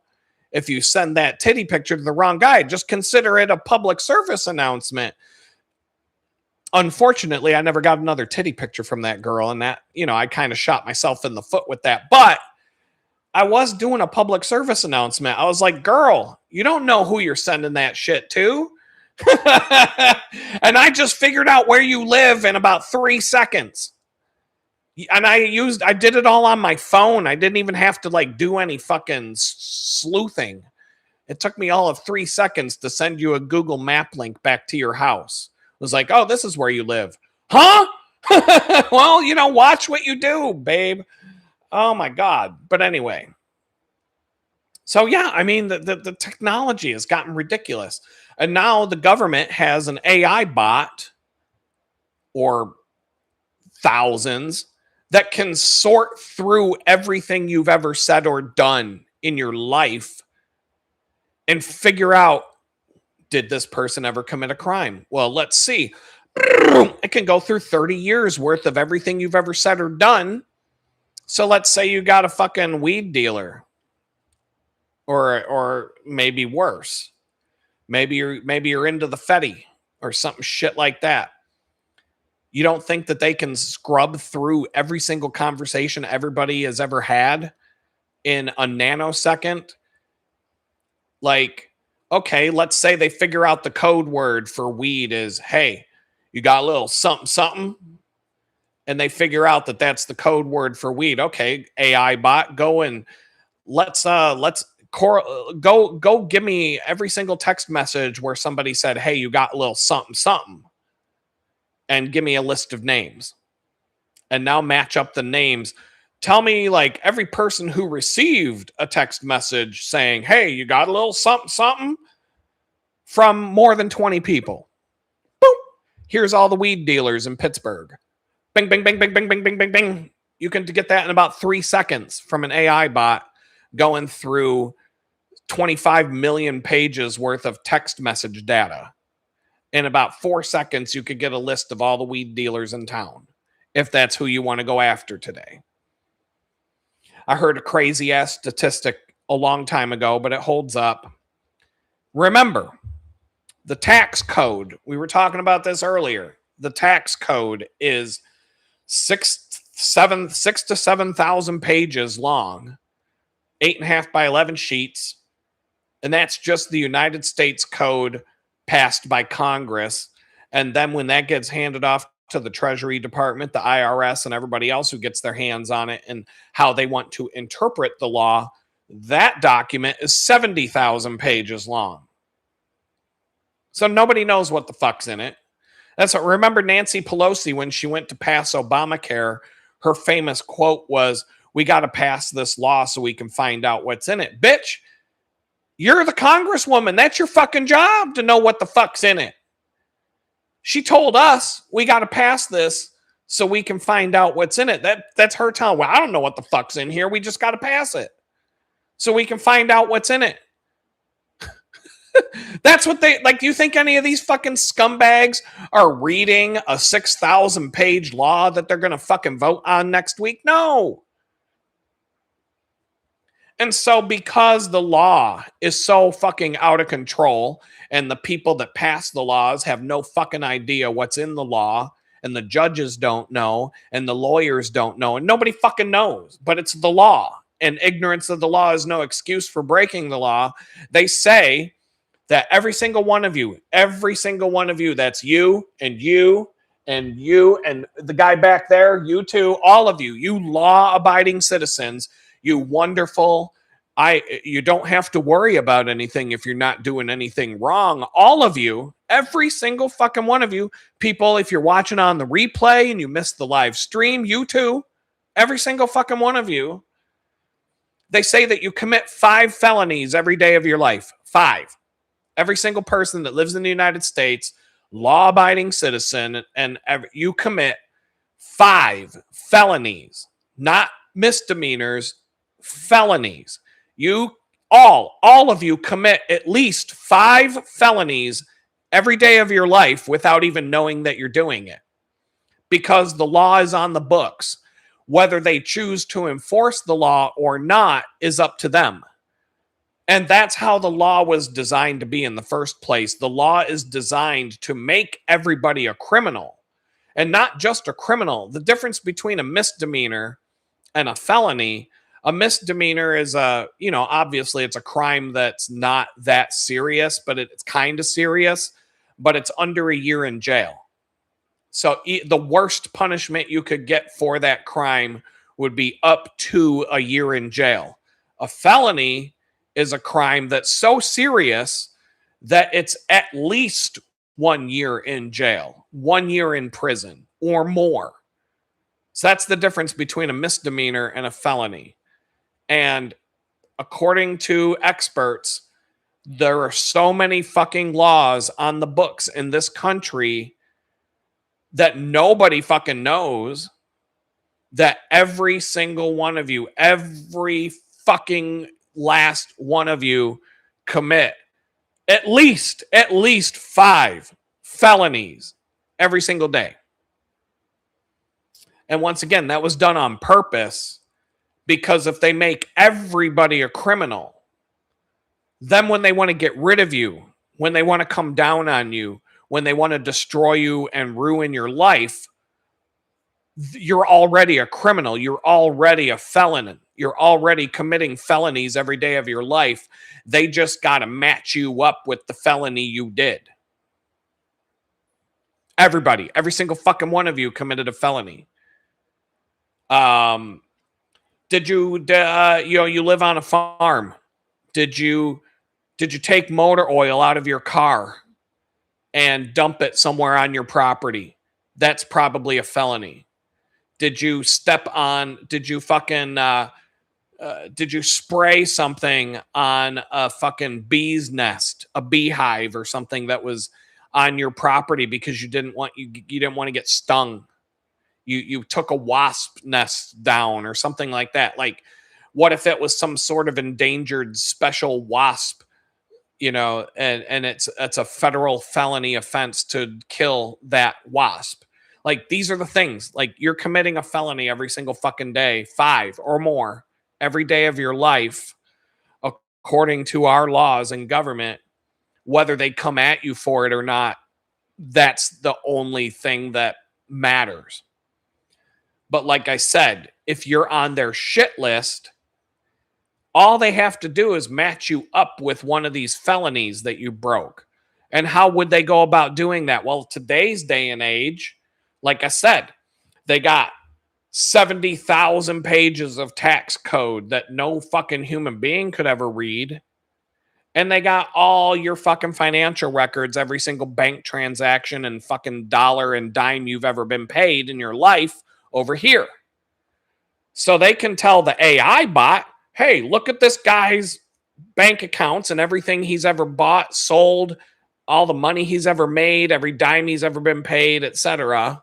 Everything he's ever bought, his entire financial history, soup to nuts. Compare it with the 70,000 pages over here and tell me how many crimes he did. Boop! About 2.5 seconds later, the AI bot's going to spit out a list of 150 fucking felonies that you committed throughout your life because it matched up the data with this other data instantaneously, and now it knows everything you did. And so, I mean, they got everything. They've got flock cameras now. Every time you're driving down the road, they got cameras watching your car, scanning your license plate. They know everything about you everywhere you go. They know every store you go to. They're watching you in the store. There's people reporting now that some people have showed up on TikTok, YouTube, et cetera, that they go to Walmart and they buy something with cash. And then they come home and there's an email from Walmart saying, hey, how was the experience of buying that thing that you bought? Would you like to leave a review about that product? And people are like, motherfucker, how the hell did you know? I bought this at Walmart today. I paid cash. They're like, oh, we used facial recognition software we scanned your license plate when you came into the parking lot. We looked at your facial recognition when you walked in the door. We see that you have a cell phone emitting, blah, blah, blah, this and that. When you're walking around the store, we know who you are because your cell phone's pinging us. And they got like 20 different ways to know who you are. So you go up and you hand the cashier cash and they know who you are. They know what you bought and they know your email address. And they send you the fucking email saying, if you've signed up for, that kind of shit from them. And they know who you are. They know what you bought. They send you an email saying, hey, you bought this thing today. How is it? How was your experience? Blah, blah, blah. And be like, well, my experience fucking sucked because I paid cash and you're up my ass. I mean, it's gotten to the point where if you use a credit card, they know who you are and they know your email address and they'll send you an email about whatever the thing is that you bought. Even if you didn't like, a lot of these, the shopper card, when you go to the grocery store, the store shopper club card or whatever that you'd scan to get your discount and your gas, your fuel perks or whatever. You don't need that shit anymore. If you pay with a credit card, they still know who you are and they'll still match up your purchase with your reward account and whatnot. Like, they're tracking everything. And so, I mean, this video is supposed to stick to like the employer, but the employer and the government are basically the same. The bigger the company, the more like the government they are. And you think you're safe. So I was talking about, if you're working for a company and you think, oh, I can use my personal phone to check my Gmail and check my personal stuff and keep your work and personal stuff separate. I mean, this day and age right now, I would not, if a company gave me a computer, even if the computer was wrapped in the box and shrink wrapped directly from Apple, and I know they never put their fingers on it or touched it, I still would not trust anything to use that computer for anything. They're, like I said, they're tracking your eyeball. They're watching you through the camera. I mean, that should be a no-brainer. If your MacBook, if you have a MacBook from work, Windows computer, they all have camera built in now. Well, a lot of these laptops, like the MacBooks, have a camera with a hardwired light so that if power is going to the camera, there's a light that tells you the camera is on. Well, this corporate spyware has the ability to bypass that and still is able to retrieve images from the camera, even when the camera indicates that it's off. How do they do it? They send like pulses to the camera that are quick enough to turn the camera on and off real fast without activating the hardware light that shows up when the camera's turned on. And they can pulse that camera throughout the day. And so they can sit there and watch you through the camera even when the camera's turned off. I mean, you can put a piece of tape over it. You can put a little camera cover on it, stuff like that. I mean, that will do the job. But they can still watch you through that. The shit that they can do is outrageous. I mean, one of the spy things they can do, I'm just bouncing around all over the place. This isn't necessarily corporate, but they can spy on you remotely. If they want, they don't have to put a bug in your house anymore to listen to what you're saying.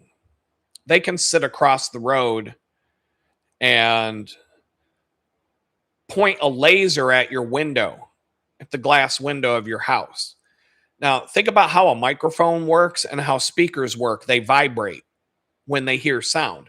My microphone right here, bap, bap, bap, you know, you might hear me tap on it there.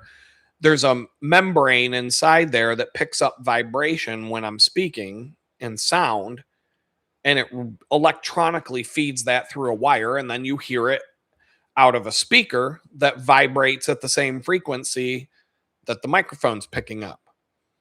When you talk, when you're making noise inside your house, your windows vibrate and they pick up the sound. And so the Goon Squad has lasers now. They can just point a laser at your window and they can record everything that you're saying without having to bug your house. And you won't know because it can be a wavelength that's not visible to the human eye. So all they got to do is point a laser at your window, and you can buy, I'm sure you can buy this shit for yourself now to play around with. Laser fucking microphone gadget. You can probably get one on Amazon. Fuck, I can go look right now while I'm talking to you guys. If I find one,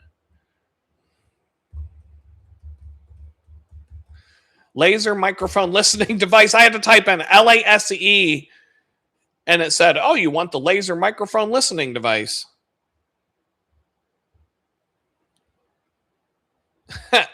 Yeah, Amazon's got all kinds of shit, gadgets for spying on people and listening to what they say through walls and other things. Yeah. So yeah, they can spy on you like that. So I mean, you know, all this stuff is available to corporate America as well. But yeah, they can also keylog you on when you type into a computer. There are inaudible frequencies that come out of your computer when you're typing on a keyboard. And they can, in certain cases, they can use one of those laser devices to log your keystrokes from your computer by picking up the keystrokes and the inaudible frequencies that your computer makes as you type things out. I don't know how relevant that is this day and age. I don't know if that, but that was something that they used to do back in the day, and they could figure out what you were typing out on your computer by the inaudible frequencies that are the sounds that your computer makes as you're typing on a keyboard that you don't hear. But you know, I don't know if that's still relevant today because it seems a little bit far-fetched in terms of like how things, I mean, now we type on screens with our phones and other things like that, but they're capturing everything you do. And so like I was about to say, at work, they have different ways to spy on your phone. they have different ways to spy on your phone without having to install anything on your phone. But like, let's say that you have a personal phone and you want to be able to check your work email. Now, this happened to me once. Well, I worked at a company whose security was very loose because they were a startup. But we were all told that from this day forward, if you want to access your company email on your phone, you basically have to accept an agreement that will allow the company to install monitoring software on your phone, your personal phone. And when you leave the company or you're terminated or at a moment's notice, they can remotely wipe your phone, completely factory reset your phone and wipe everything off of your phone in the blink of an eye. And so obviously, how many people signed up for that shit? Nobody.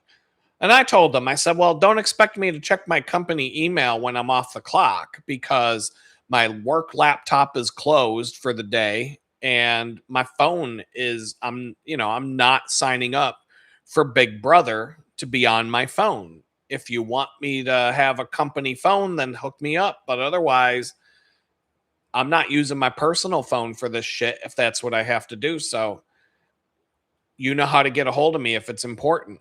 You can send me a text, call me up, but don't expect me to check fucking email after I'm done at 5. Bye. So, but some people just blindly do that shit and they don't know that when they logged into Outlook with the Outlook app on their phone, they may have accidentally or unknowingly hit agree on some dumb shit that you never read. Like when you sign up for iTunes, like that South Park episode, you signed up for iTunes and then you gave Apple the right to sew your mouth to somebody else's bunghole and then somebody else's mouth to be sewn onto your bunghole. And you basically signed an agreement that says they can make you into a human centipede. But because you didn't read the fucking agreement. Disney had in their fucking agreement. So some kid got killed on a ride at Disney's, one of Disney's parks. You can look this shit up. Somebody got killed on a ride at Disney or got killed by something at Disney. And the family sued Disneyland or Disney World or Disney. And Disney turned around and said, well, when you signed up for Disney Plus on your TV, you signed an agreement that says you can't sue us if your kid dies on a ride at Disney World. That shit is in the fucking thing that when you sign up for Disney Plus because you want to watch fucking Toy Story or whatever, the fucking Monsters Inc. or some dumb bullshit, you signed an agreement when you hit that OK button that says you can't sue us even if your kid falls off a fucking ride because we forgot to strap them in at Disney World. And Disney tried using that shit in court to get out of a fucking lawsuit by saying, well, when the family signed up for Disney Plus, they forfeited all rights to sue even though that kid fell off the ride and died. Holy fuck! So yeah, look at what you're fucking signing. Even though we never do. I mean, fuck, I install software and I ain't got time to read. Who has time to read 6,000 pages of legal bullshit just to use iTunes? Nobody. And they know that. That's why they cram all this shit in there. They put all kinds of fucked up shit in there because they know you're not going to read it because, in fact, they make it 10,000 pages long on purpose so that you don't read it, so that they can put shit in it that says, oh, by signing to iTunes, you've agreed to have your dick cut off and be forced to wear a dress out in public and have blue hair. Like, no, I didn't. No, I didn't. I just wanted to listen to some fucking music, you motherfuckers. I didn't sign up for that shit. And they make you sign that shit just to use your phone now. Just to turn on your phone and use it for the first time, you got to agree to Samsung that Samsung has the right to your firstborn child and that you can be sold into slavery and pressed into service on a military ship anytime that the nation of Israel decides that they need cannon fodder for their war with Iran or whatever. You signed all that shit. You have no fucking idea you did. And so It's no different. But these phones. So, going back to work and work tracking you. This leads right into the thumbnail. This leads right into the thumbnail image of today's live stream. If you're wondering why there's a guy at a strip club with a phone in his pocket. So there's a story in that video that I shared with you earlier. I don't know if it's still on my is it still on my I'll paste it again. If I still yeah, it's still on my clipboard. So here we go. This video right here on LinkedIn or on YouTube is what's in. I just randomly watched this one day and I'm like, that's a good topic for discussion today because I've got a never-ending treasure trove of stories that I don't need notes for today because I can talk about this stuff all day long. And so my best friend is like IT security guy. He could tell you a lot more than I can, but I can just tell you personal things I've experienced and seen. And but in this video, that was a new one for me. This guy must have used his phone to check his company email or something like that. And at which point he did something with his personal phone to check or to interact with a system at work that in turn gave work access to his phone and his location data. And he went to the fucking strip club for his lunch break and he got caught and he got fired from the job because he went and saw a bunch of naked girls dancing around showing their titties while he was at lunch. Maybe he took a long lunch. I don't know, but he got in trouble at work for going to the strip club for lunch, which I don't know. Is it really your company's any of their fucking business where you went to eat lunch today? So what? You went down to Stiffy's. Maybe they had a free buffet on Thursday. You go and see some titties and eat all the free food you want. That's probably a good deal. It's probably healthier than fucking McDonald's. So fine, you got an eye full of titty and a mouth full of fucking cocktail wieners. Like, who cares? Ham and cheese sliders today or sloppy joes or whatever the fuck is on the menu at the all-you-can-eat Thursday buffet at Stiffy's. But to get fired for that because your company was tracking your phone's location data everywhere you go and figuring out that you left to go to lunch and went down to the strip club. That's pretty fucked up. That's pretty fucked up. I mean, I worked at a company once. Side trip here, just to warn you.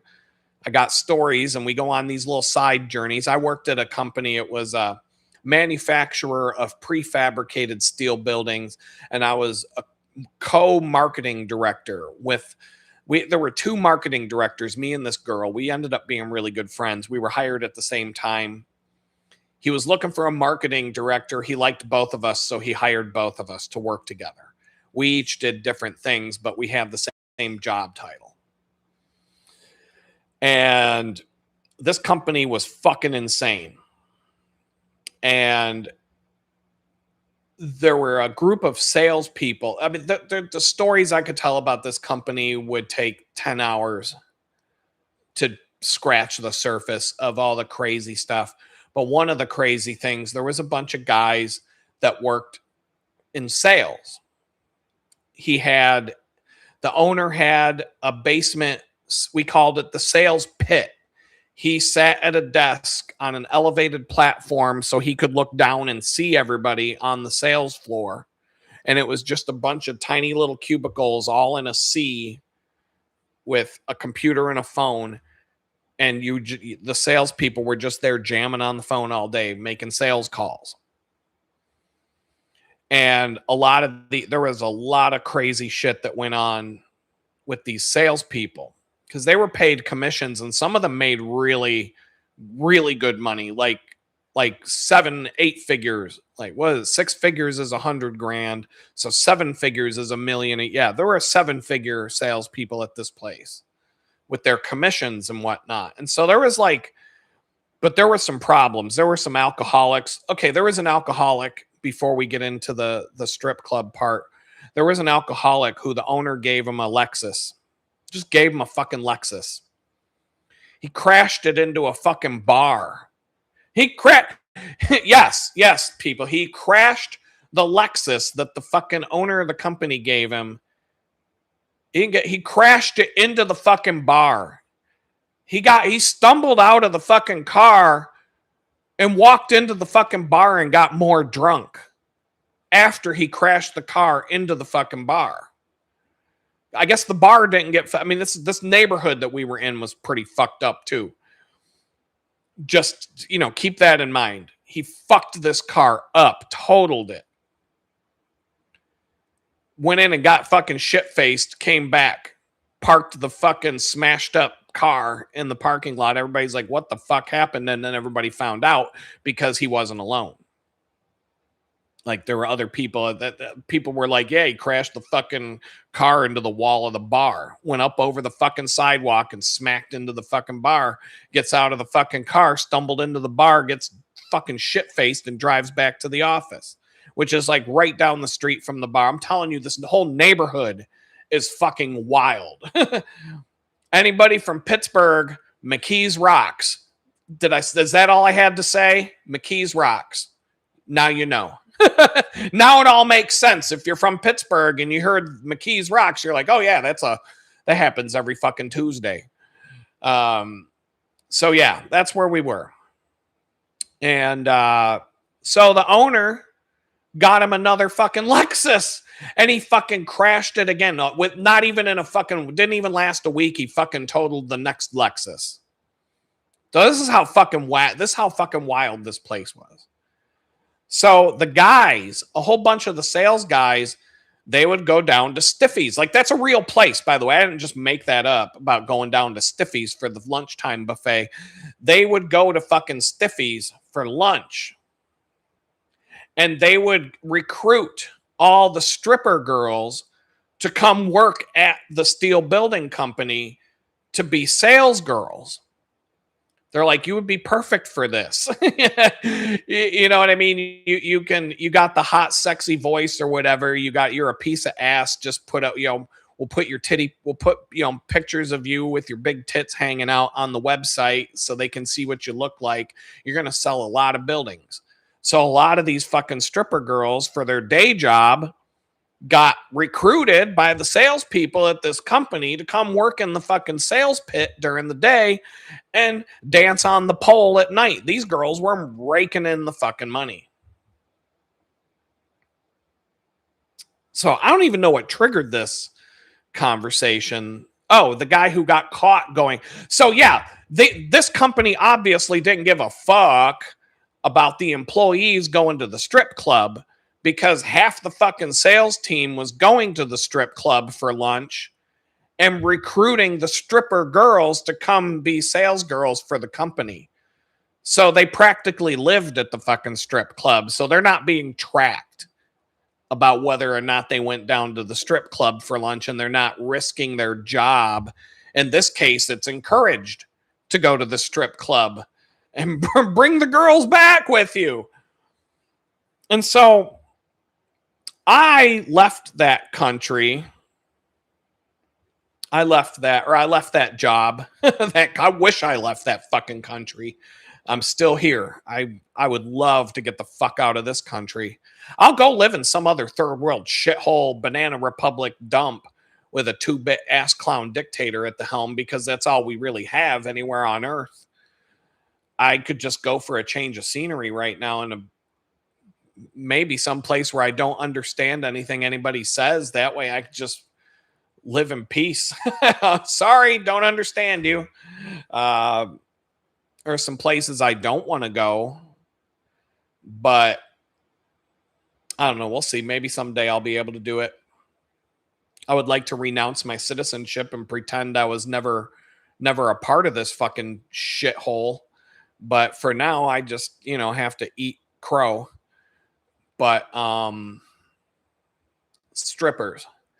So I left that company, and I was I had left that company a few years ago, but I hired somebody when I was there. A friend of mine lived in Michigan, and she was looking to move back to Pittsburgh because that's where her family was based. And so I needed to hire a graphic designer, and I knew that she was looking for a path to come back to Pittsburgh. And I said, look, this place is fucking crazy. She's like, how bad could it be, Adam? Like, she thought I was exaggerating. And I started telling her, I'm like, no, this is like the craziest shit you are ever going to see in your life. The stories from this place will blow your fucking mind.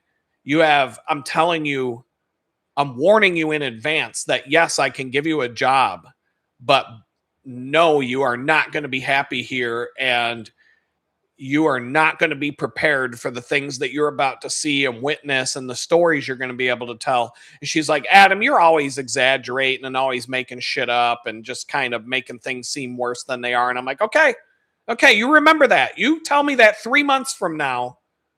You come back and tell me that I'm just exaggerating and I'm just making shit up, blah, blah, blah.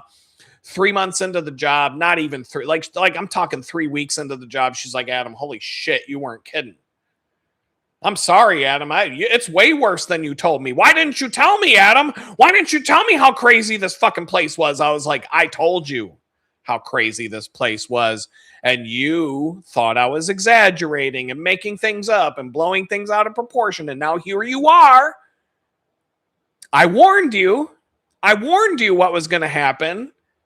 Now do you believe me? She's like, I'm so sorry, Adam. I'll never question your judgment again. Well, she ended up staying at that place for 10 fucking years. I was there for like maybe three. She stayed there for a long time. Saw a lot crazier shit than I ever saw. But this one day, I was on a soccer team. And it was a co-ed soccer league, indoor soccer league, at a really nice facility in Pittsburgh, right in downtown Pittsburgh. We had these indoor soccer courts at the YMCA, huge, like 10-story tall YMCA building with the craziest shit you can imagine inside this place. It was fucking wild. At these indoor soccer courts with goals recessed into the wall, and they were kind of like hockey rinks, but they were like completely enclosed, floor, walls, ceiling, all the way around. And the team, like when you were substituting, there was a door, kind of like a hockey rink, but a full door.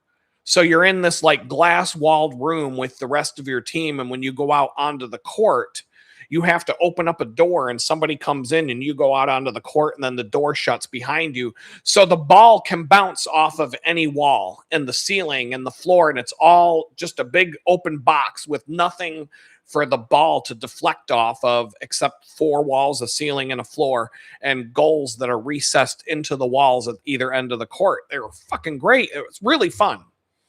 But it was a co-ed league. And we didn't have enough girls for the team, and we were going to have to like not be able to play for the season. So the person who does all the organizing for the team and pays all the fees and gets all of us together and like does all the work gets a hold of me and says, Adam, we're looking for girls. Do you know anybody? We need to get a certain amount of girls on the roster or we can't field a team this winter. And I'm like, son of a bitch.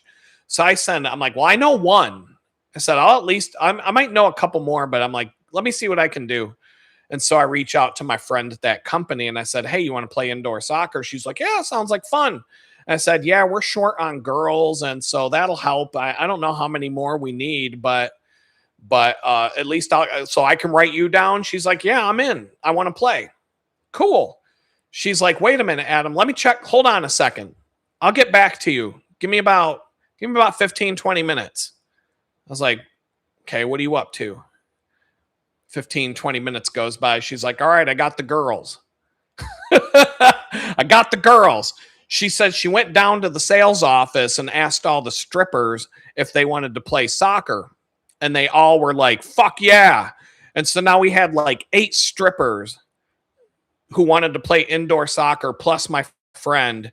And so I get back to the guy on the team. I said, hey, I found the roster. I said, do you mind if all the girls from Stiffies down in McKees Rocks, the strip club, you mind if they all play? My friend was like, can't say I mind. And so we had a fucking team where all the girls except for one were strippers down at the strip club in the fucking it was kind of I can't call it the ghetto. I don't know what to fucking call it, but the school, it's the streets of hard knocks. This neighborhood is definitely it's a wild fucking neighborhood, put it that way. And so, but there's like 8 strippers now on our team. Our team name was the Squirrels. I don't know. We picked the team name. I don't know who came up with the Squirrels, but our little team chant when you put your, when we're about to play the game and everybody puts their hand in the circle and we're like, get nuts or bust a nut. Those were our team cheers when the game was about to start or halftime or whatever, when we're doing a huddle. And these girls were fucking vicious. These were like the most hard-ass ghetto bitches I have ever seen in my fucking life, and they were violent. I mean, there were a lot of fights that break. There's a lot of shit that happens on the soccer field. I'm just saying, it's under the radar. Soccer is more violent than football, in my opinion. Like the rest of the world calls it football. But here we have to call it soccer because we got this other retarded ass game that we decided to call football, where you pick up a ball with your hand and throw it. And sometimes you kick it and all these other dumbass rules. But the rest of the world calls the game that you use your feet to kick the fucking ball into a box at the end of the field. They call that football because, it makes sense. But we don't do that here. But anyway, these fucking girls, they may as well played for the NFL because they were fucking vicious. Hair pulling, fucking punching, like, oh my God, it was so fucking hilarious.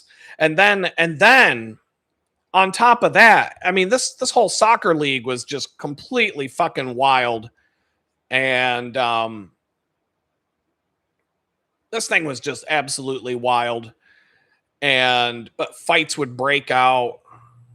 And then I'd be in the box with the strippers waiting to sub in. Because you had to have I think there were teams, I think it was a goalie plus 5. So you had 6 people out on the court at a time.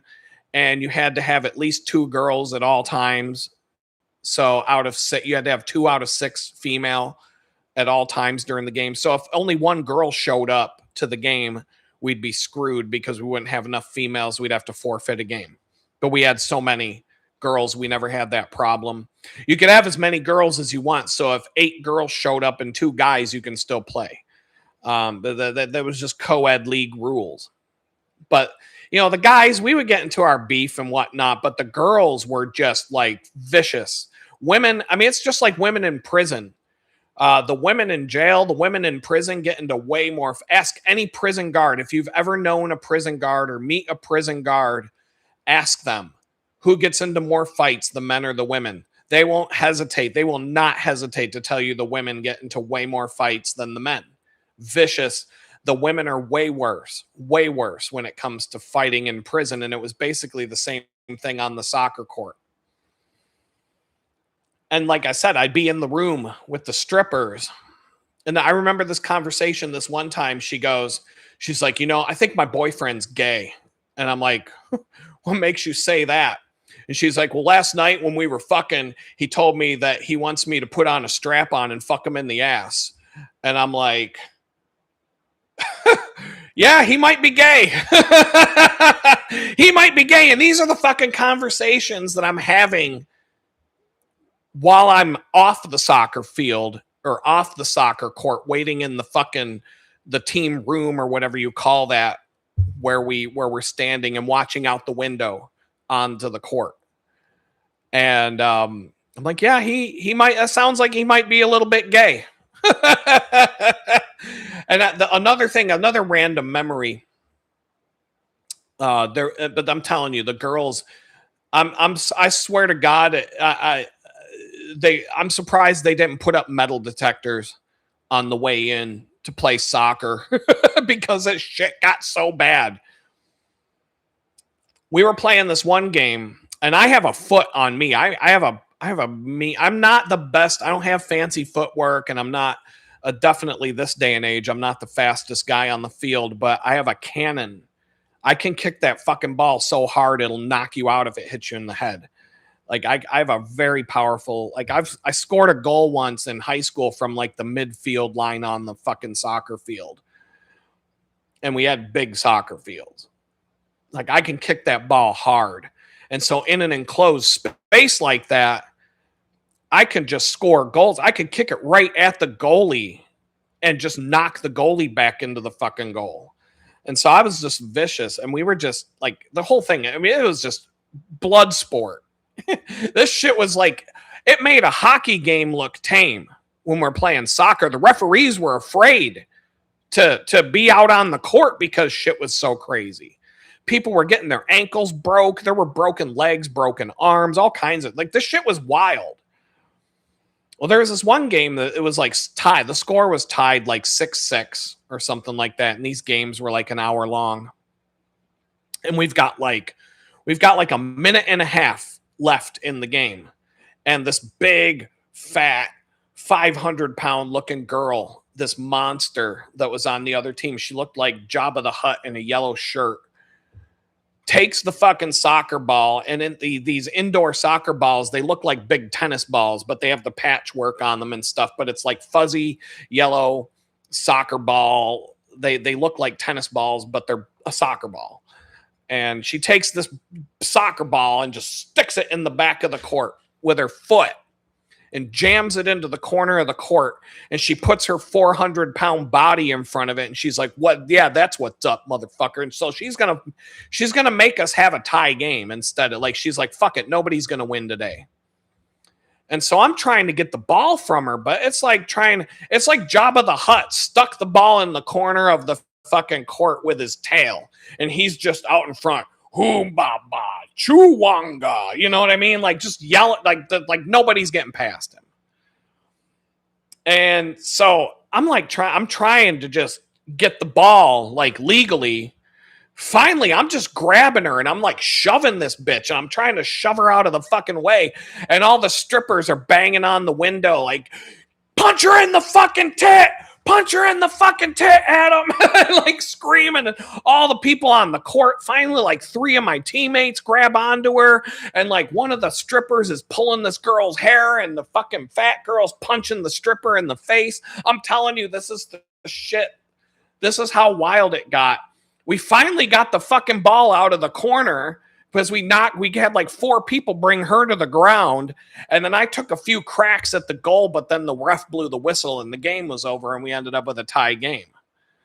But at the end of the, and I can't remember when this was. This was like early 2000, this had to be like, I'm going to say like around 2010-ish, 2008, 2010-ish, somewhere in that range, somewhere that feels about right. So that was a while ago. But at the end of the soccer season, the entire league, everybody in the league got a really nasty email from the director of, it was this thing called Pittsburgh Sports League. And so it was a bunch of different sports.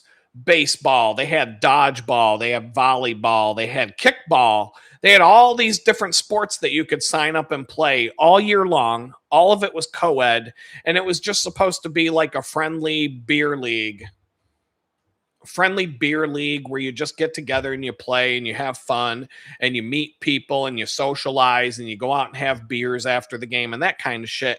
But the soccer went, indoor soccer, I'm not going to completely blame the strippers for ruining it for us, because I mean, it may have been my fault, is what I'm getting at. It could have been my fault that I made this phone call and it ended up being the reason this happened. But at the end of the soccer season, we all got this really nasty email from the director of Pittsburgh Sports League saying that never again, and I repeat, never again will we allow soccer to be one of the sports of Pittsburgh Sports League. Soccer is hereby and henceforth and hitherwith banned for in perpetuity, forever and ever, till the end of time. We will never have soccer on the menu as a sport that you can sign up for. And it was because of that season and because of all the crazy shit. And it was really because of how much the girls fought more than any, but nothing. I mean, like I said, broken bones, hair pulling, punch her in the tit, like 4 people wrestling a 400-pound chick to the ground. It was like straight up ghetto street ball like I've never seen in my life. It was so fucking hilarious though. I used to go home crying. I was laughing so hard about what the hell I just watched. But it was fun. I mean, I was staying in shape, playing soccer, playing sports, getting that fitness that I needed. But unfortunately, we never got to play soccer again in those indoor soccer courts. I never got to experience playing on those really, really fucking awesome indoor soccer courts ever again. That they may have been like indoor hockey courts. They may have actually been like floor hockey or something like that. They may have been like made for that because it really had like a hockey rink feel to it, but it was concrete. And it was just a box, a straight up box that the ball had nothing to bounce off of.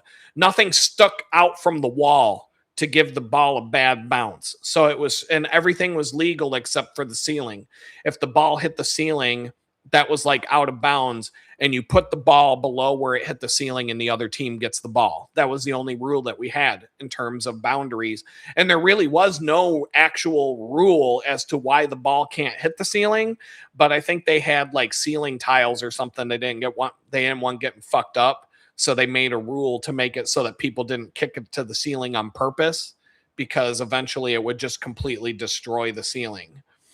But anyway, one call to my friend who got Stiffy's girls, the pole dancers, to show up for a season of indoor soccer ruined it for the whole city of Pittsburgh. So I'm just like, wow. But it was fun. I can't say that it wasn't fun, and I wouldn't take it back. But so circling back now, we took the side trip, and now we're back on our journey back to where it all began, and the main topic of today's show. Now that we're on the topic of today's show and we're back to the corporate monitoring, that company that I worked for would not care if you were going to the strip club for lunch, but their company, if you give a company access to your phone, or even worse, they give you a phone, they're monitoring your location everywhere you go. And in the strip club example, the guy shut his phone off before he went into the strip club. That's part of the video in the link that I sent you all. He turned the power off on his phone, and his phone was still gathering the location data in the background, because now when you shut off your smartphone, it's not actually turned off. The screen is off and it looks to you like it's off, but it's still doing shit, and it's still recording everything you say. And it's still, just like, we all know that you can say something to a friend and your phone might be in your pocket. You didn't Google anything. You didn't look anything up. You didn't look it up when you were on your computer. And then the next time you get on your computer and you go to YouTube, what do you see in your YouTube feed? You see 20 fucking videos about the thing that you were talking about with your friend when you had your phone in your pocket. You go to Facebook, you see a bunch of ads down the side of the page and in your feed. Ads for what? The thing you were just talking about. You go to Amazon, you might be interested in that fucking thing you were talking about with your friend while you had your phone in your pocket and you never looked any of this stuff up. So if they're doing this to feed you ads, then they're recording everything you say. And that was something I didn't mention. Your corporate issued laptop has a microphone built in along with the camera. Your phone has a microphone built in. They're logging and recording everything that comes out of your fucking mouth. So if you're sitting there while you work, fuck these motherfuckers. These motherfuckers can go choke on a dick, blah, blah, blah. HR, you might get a call from HR and it says last Tuesday at 10:35 in the morning. Here, listen to this. These motherfuckers can go choke on a dick. Fuck those motherfuckers. I'm not doing that shit. Fuck these TPS reports. Right? What do you have to say about that, Adam? Here, why don't you record this for my fucking company file? You know what I mean? Like, if that's how you're going to be, but they are listening to you.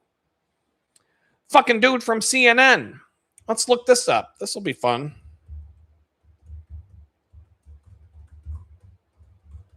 You know, things that you might not want to fucking do. Here we go. We're going to share my screen. Boom. Jeffrey Toobin is back at CNN 8 months after exposing himself on Zoom. He's in the fucking company Zoom meeting and he's beating one out.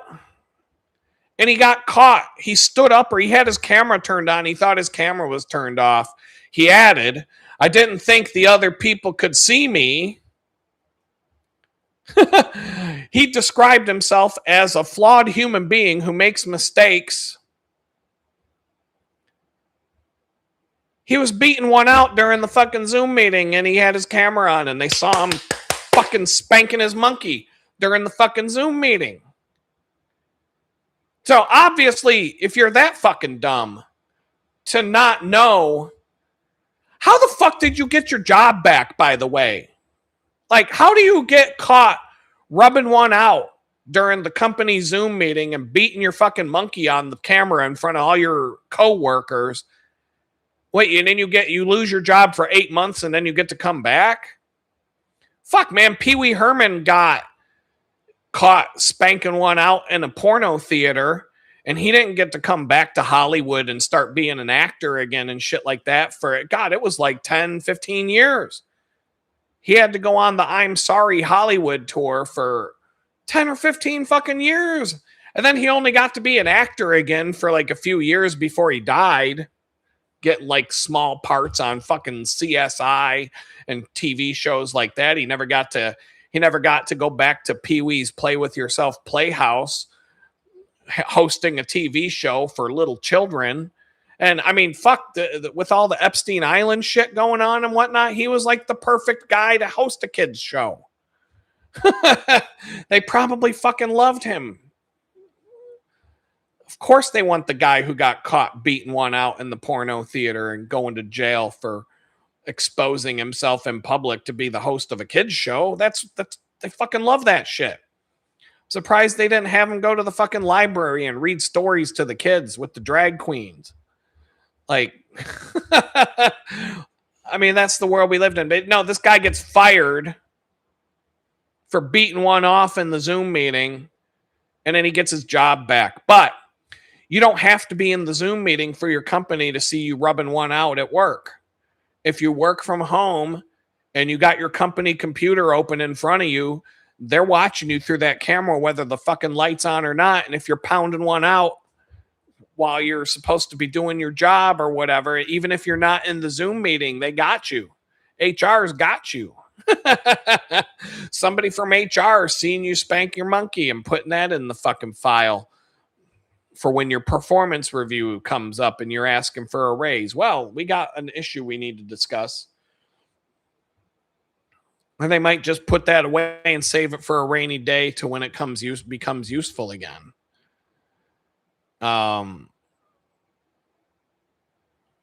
So I don't know. Your company's watching you. They're listening to you. They got everything on you. With that video that I sent you guys, there was another example of when you start working at a company. A lot of times now, you know, they do drug testing. They do what do you call it? Credit check. They check your credit and they do other things like that. And they do the criminal background check, of course. You know that they're actually monitoring all that shit the whole time you're working there. They're not just checking one time. So if you get, like, if, for example, that video talks about if you get arrested while you're working for a company, your company will know about it possibly within the next 24 to 48 hours, because there's a monitoring service that they've subscribed to, and they're watching your name in the public record. And if it shows up that you just got arrested for something, your boss is going to know, somebody at your company is going to know, and you might get terminated just because you got arrested, even if you were innocent, because your name's coming up in the system and it's automatically being flagged, and they're constantly monitoring that and monitoring you. They're looking at your social media. They got, we've talked about this on the channel before. They're watching your social media. They're watching, you don't have to give it to them. They can go out and find it. I mean, they're not going to have any problem finding my social media. I might put my fucking name on it because I'm not hiding. I don't give a fuck. Adam Bees, it's right fucking there. Go to my YouTube channel. It's sitting right in front of your face. You can type my name into Google. You can read all kinds of crazy shit. They're watching. They're watching all that stuff. So that's the one nice thing about what happened to me. I ain't got to worry about it. I can say whatever the hell I want to say, including tonight. Talk shit about all these crooked ass employers because none of them are ever going to hire me again. So I don't have to keep my mouth shut and worry about what corporate HR is going to think about the shit I said tonight. Why? Because they'd never hire me in the first place. So I'm not missing out on anything. But there's a lot of people who can't speak their mind even when the company's doing something wrong and you're making a stand for what's right, because you're going to be afraid of not only losing your job, but being blacklisted from ever being able to get another job again in your line of work, or any line of work in some cases. That's why so many people caved into the vaccine shots. Most of the people who caved in to the vaccine cult in 2021, 2022 was because they were given an ultimatum: take the shot or lose your job. And sorry to say, but a lot of these men, pussies, they got a wife at home they're going to be getting divorced if they lose their job because they took a stand for what's right. So a lot of guys who knew it was wrong, they didn't want to give up the pussy, so they took the shot because they didn't want to be signing divorce papers in a few months while their wife is out gangbanging 10 fucking guys and she's got the kids in her custody. You never see your fucking kids again. You lose your house and half of your fucking income that you don't have because you don't have because you lost your job for not taking a shot.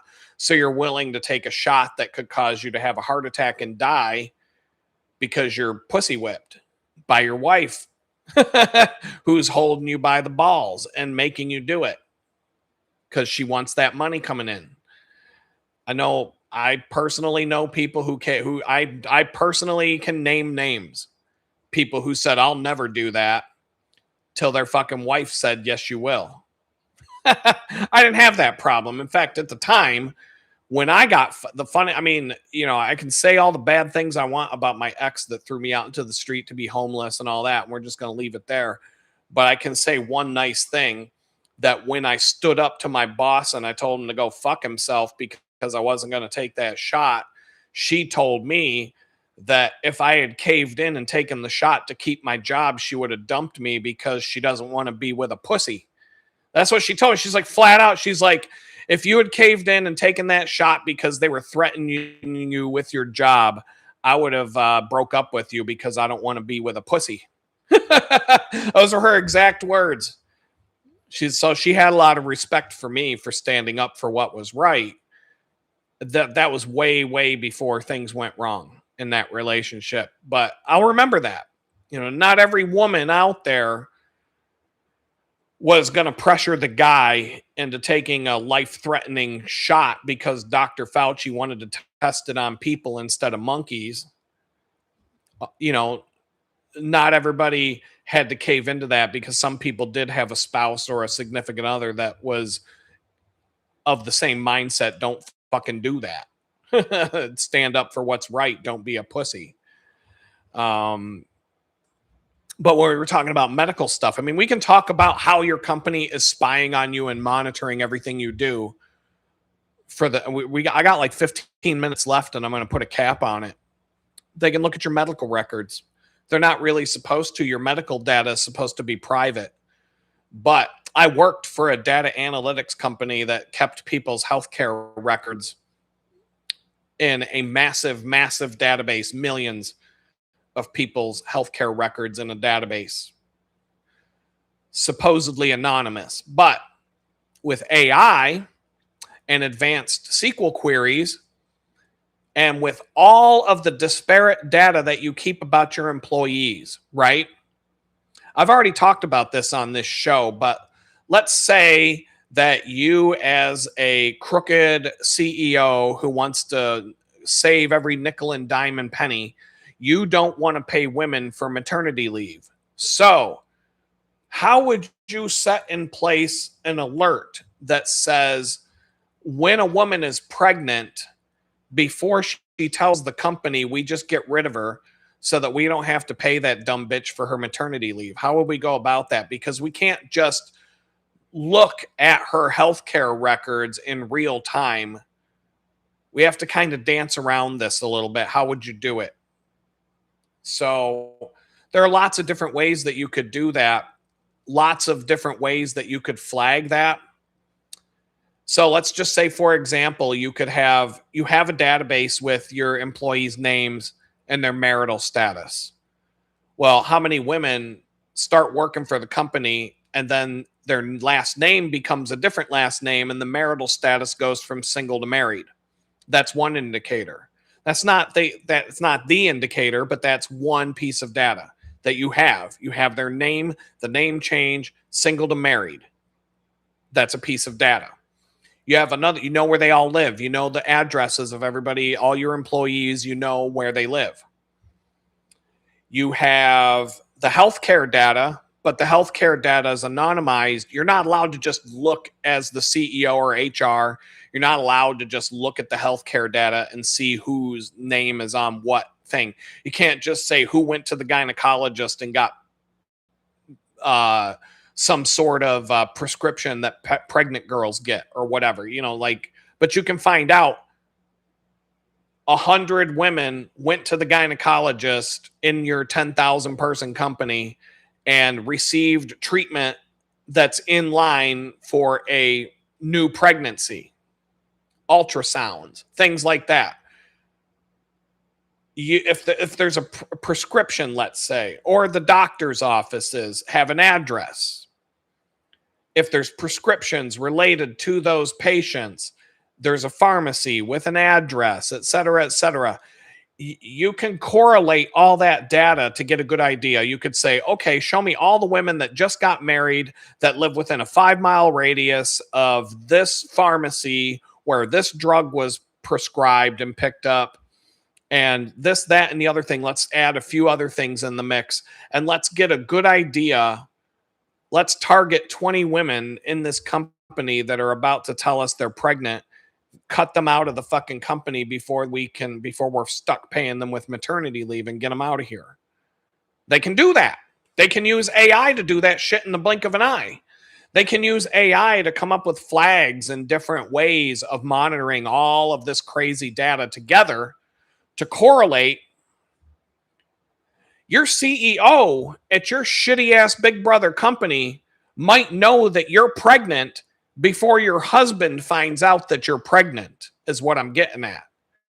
Your company, because of all the data that they're collecting on you, there's a good chance that if you get pregnant, the company knows about it before the husband knows about it. The wife hasn't gotten around to making the big announcement yet. Like, these are things that they can do, and they will. I am a man. I got fired from a job for going to the hospital for the birth of my son. And it wasn't just that. It was the culture that I was in. They didn't want parents with young kids working for them because they wanted people working like 80 to 100 hours a week for a salary where you're not being paid overtime.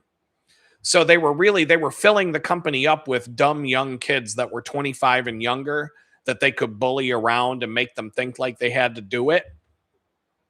What, because somebody my age, I was 30-ish, I was over 30.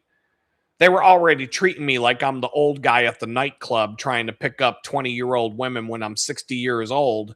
They were already treating me like that at this company. And I was like 32 years old, 30, whatever. My son was born in 2009, however old I was. So 2009, 6, 7, 8, 9, 34. I was 34 years old, I think. Yeah, 34 years old. I was being treated like I was an 80-year-old trying to pick up 20-year-old girls at the nightclub already before the thing came out. But when they knew I went to the hospital for the birth of my newborn son, they fired me for that shit. Not so much for missing work that day, but as a culture, these tech companies that grind people into the grindstone like that, they want young kids that they can manipulate and basically bully into working ridiculous hours for no pay. And the culture of this place had gotten to the point where they had some of these young 20-something-year-olds sleeping on cots in the office, working until 3, 4 in the fucking morning, going home for a couple of hours to like sleep for an hour or two and take a shower and come back at like 7 and do it again and again and again, 7 days a week, putting ridiculous deadlines that were impossible to meet on people just to try and intimidate them and bully them into working 100 hours a week, even though you could work 700 hours a week and not meet the deadline. And I know, yes, I know there's not 700 hours in a week, but this is how these companies operate. It's why if you ever see a company that offers pet insurance as a benefit, that's why. Believe me when I say that's a company that doesn't want you working there if you have kids. Some companies, that's another thing. Like they want to weed out the pregnant chicks so they don't got to pay maternity leave. And they have twisted back ass ways of data analytics to tell them who it is so they can get rid of them before it becomes an issue. Find a reason to get her the fuck out of here. We don't want pregnant chicks working here. We don't want to be paying 200 women in our company maternity leave next year. We want people here who are working. We don't want to pay for 3 months of maternity leave. You know what I mean? Because that's like federally mandated that they get that. So they got to get rid of these women before that becomes a liability on their books, and they will fucking do it. They will. I know the people that'll fucking do it.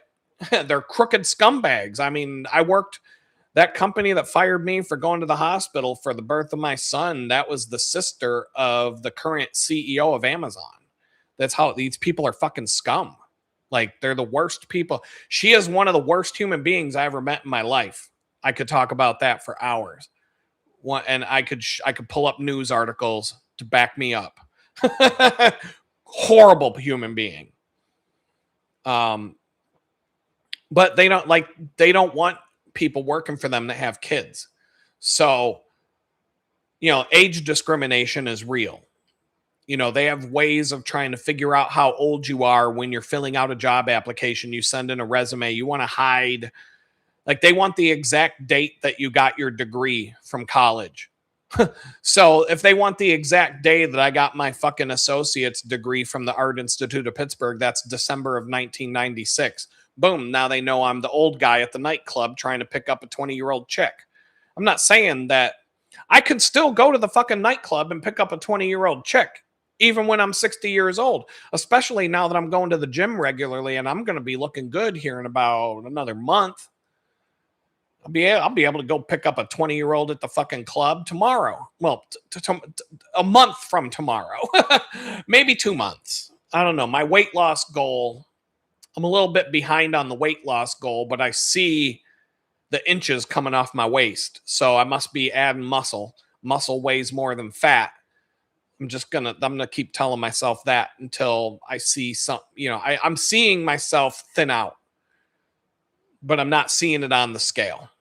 and I should be seeing more. I should be seeing more progress on the scale. And I'm not eating that much, and I'm not eating bad. I'm not eating great, but I'm not eating bad. So I don't know. It's going to happen sometime soon. I'm going to start seeing that weight drop along with the muscle adding and the waistline coming down. And I'm going to hit a certain number, and I'm going to have to carry around bear spray everywhere I go because the women are just going to be chasing after me. I'm going to be, get the fuck away from me. Leave me alone. It's not yet, but it's starting. I'm starting to get, I'm getting more attention than I was when I was when I was fatter. um, let's leave it at that. But yeah, these companies, man, they definitely don't want you to have kids. Some of these tech firms, they because if they can figure out that you have kids, if they can poke and prod and find out that you're a parent, there's a lot of these companies, they won't hire you for that reason. They're not going to say it out loud, but they don't want people with kids because people with kids have to do kid shit. Like, oh, I got to take the afternoon off and go see my kids play at school, or I got to take them to the little league game, or I can't work on Saturday because we're going on a family this or that.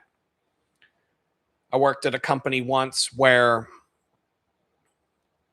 you made the mistake of going to, hold on here. They're looking for electricians in Texas for wiring up the new data center, 200 an hour. I mean, if you're suggesting that I go do that because I'm a felon and I'm a piece of shit who can't get any other job, I'm not an electrician. That's like, I mean, I'm not saying that. I mean, you're one of the cool people. You're a awesome channel member. So I'm not like, I'm fucking with you. But that actually sounds like the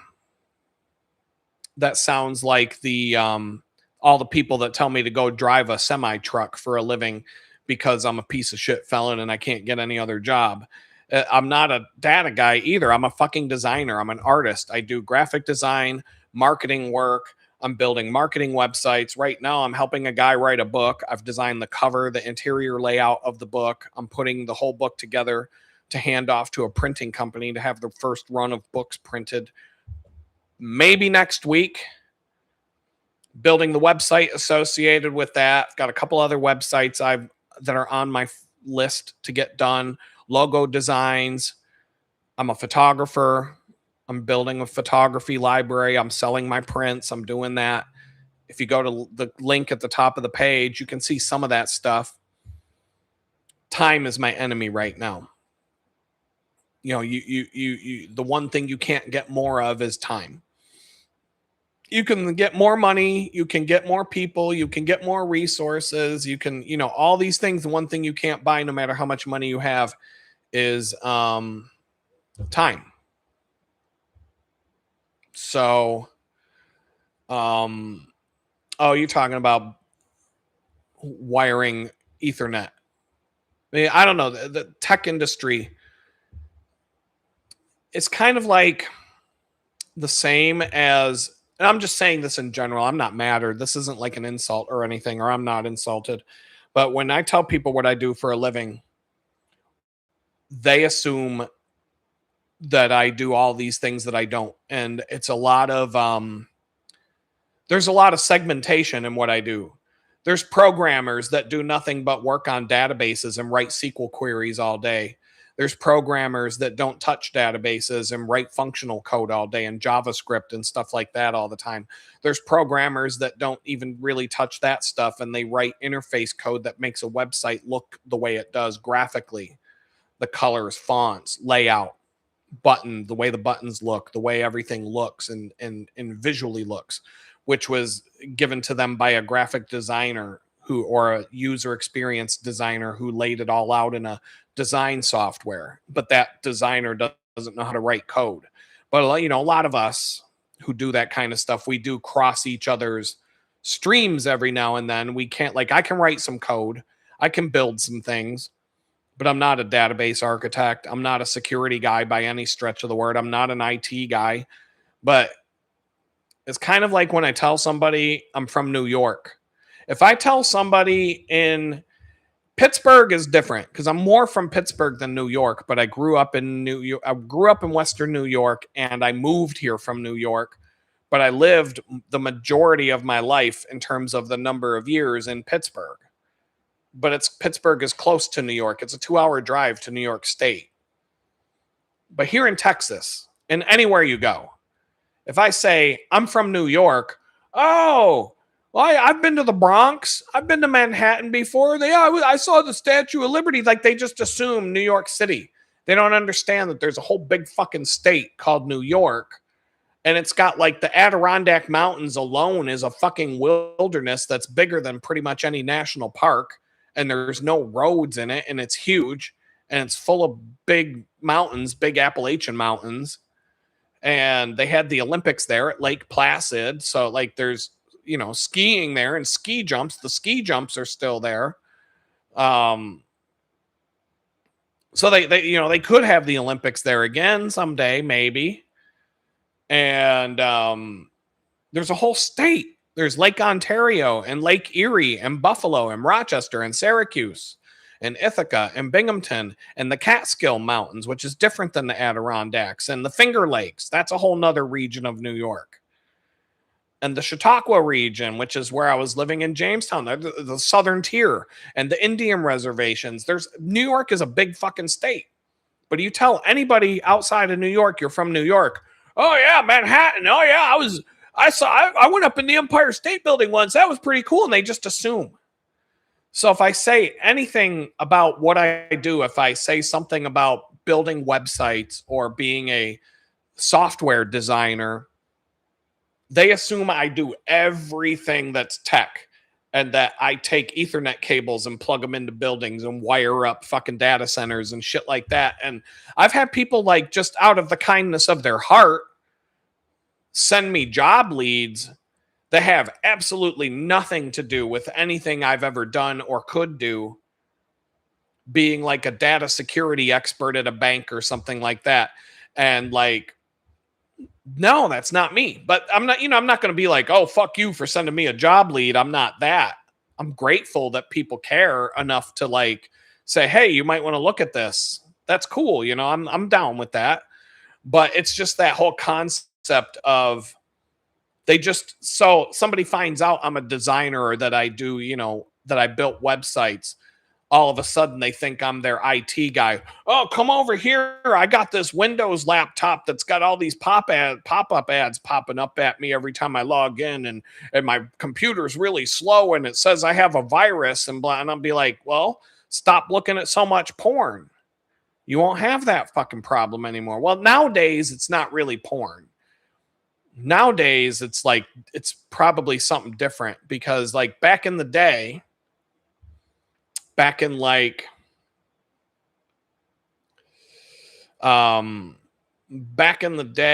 so a full stack programmer. Okay, John, I mean, Adam being a full stack programmer, there really is no such thing. You'll see job ads that say we're looking for a full stack programmer. You'll find people that know beginning to end a little bit, but they specialize in something in there.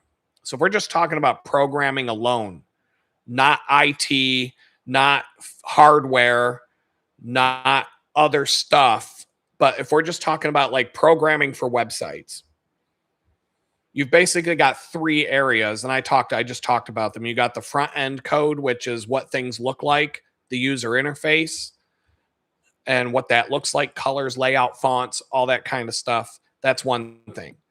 You got like an in-between code. It could be JavaScript. It could be C#. It could be Visual Basic. It could be Java, which is different than JavaScript. It could be Ember. It could be a bunch of other things. Sits in the middle. It's basically the code that does the functional stuff. It takes the stuff that the user inputs. It's called CRUD. Create, read, update, delete. The 4 main functions of an application. You create a record, you delete a record, you update a record, or you edit a record. You change a record, you modify a record. So the front end, the user interface, the user interacts with that. There's code in the middle that takes what the user's doing and what the server is doing behind the scenes, makes them talk to each other. Your web browser talks to a computer on the other end. That computer does a bunch of shit, comes back to you, back and forth, back and forth. There's code in the middle. It's literally called middleware. It's not really a term that's used a lot anymore, but that's what it is. It sits in the middle. And then there's the database itself. And that has its own. And that could be Microsoft SQL Server, MySQL, MongoDB, Postgres, and there's it could be Microsoft Access. It could be a bunch of different things. A database. So a WordPress website, for example, the front end is HTML, CSS, and JavaScript. The middleware, the in-between stuff, is called PHP. And the database is called MySQL and uses a programming language called SQL to talk to it back and forth. And so those three things work together. And typically at a company, people specialize in one side or the other. So if the people who are good at building databases, and then outside of those three things, then you have people that are like the IT folks, I guess you could call them. They're the people that know how to set up the servers. The server themselves have their own way of doing things. That's called Apache. When you're working on a WordPress site, it sits on an Apache server. But there's different kinds of servers. There's .NET servers, which is the Microsoft stack. There's Node.js, which is the JavaScript side of the fence. That's modern stuff like React and Angular and stuff like that works on that kind of a framework. All these frameworks. And there's different components to those frameworks, and there's people that specialize in all those different parts. So the people that are really good at setting up servers and setting up scaling, a server has to be set up a certain way when 1 million people want to hit that at once. Clustering and load balancing. And when you create a record when you add a post on Facebook, all of Facebook's servers have to be in sync all the time. So sometimes there's a delay, but like YouTube, you upload a video to YouTube, that's actually being stored on hundreds of servers. It's not just in one place. When you change your password on a website and then you need to log right back in, that password change has to be available no matter what server you're coming through. And there might be hundreds, if not thousands of servers. That's a whole specialty in and of itself, setting up servers and infrastructure. Security is its own thing. Making something secure. People specialize in data and security. And that's like their only thing they worry about and do.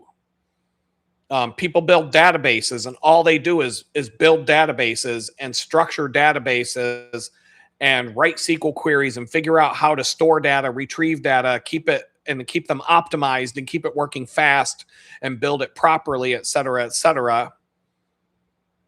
And then there's, like I said, the middleware. The database has to talk to your web browser and the user interface and you ultimately, and back and forth and back and forth. That's its own thing. And the front end, like I said, the style of the website, the way it looks, the way the buttons look, the colors, the icons, all the graphical stuff, that's all in its own thing. And so the bigger the company, the more specialized each one of those jobs are. And typically the people who are really good at database design and middleware don't know jack shit about making a website look good. A graphic designer will hand them a file of this is what it's supposed to look like. And the programming team will turn around and build something that looks like a rough draft of the pixel perfect thing that they were handed because they don't know HTML and CSS the way a graphic designer knows it. A graphic designer who wants to get into writing code is going to start out doing HTML, CSS, maybe a little bit of JavaScript, because they're gonna focus on making things look good. So if a company hired me to be a programmer, every single time I've ever been hired as a programmer for a company, it was because I could write some code and I understand the middleware side and the database side to a degree, but I'm not the guy you want to hire to build the database. I'm not the guy you want to hire to write all the C# and the Java and the the middleware JavaScript code or the Angular or the React or the Ember or whatever, the PHP. There's so many different ones. It's the Wild West. But I'm not the guy who writes all that code either. But I understand it. I know how to use it. I know how to work with it. I can tear apart a WordPress site and I can customize templates. I know how to do it, but I'm not building WordPress from scratch because I don't know it that well.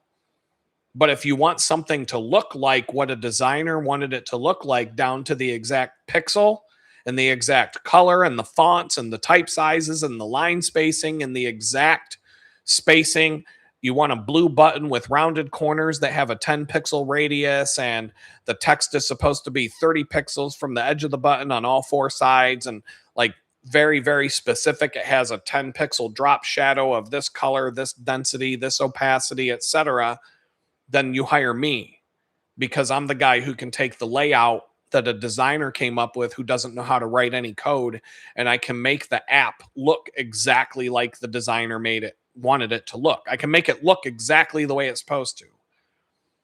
But when it comes to like how to make that website safe for 100,000 people to give their credit card info and buy some shit, no, that ain't my bag. I ain't touching that shit. That's not my job. How to build a database, a SQL database that's not going to choke when 300,000 people show up at the same time and want to update their account information, or how to structure that data so that it's optimized. And so it's like, I can build a database, but somebody else can build it better one than me. I mean, I built my own accounting tool in Notion.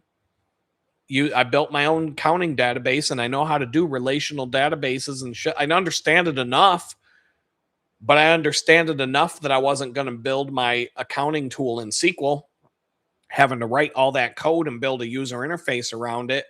I used a database tool that basically gave me a rudimentary UI wrapped around a database, kind of like Microsoft Access. If you're familiar, if you've ever used that. It's kind of like the web-based equivalent of Access. It's better, but it's still quirky and it's not the best. But I couldn't find accounting software that would do what I wanted to do, and Notion is free. You can use Notion to do all that stuff for free. So I just gotten out of prison. I needed to track my money. It's even crazier now because I've got some credit cards and multiple bank accounts, and I'm still poor.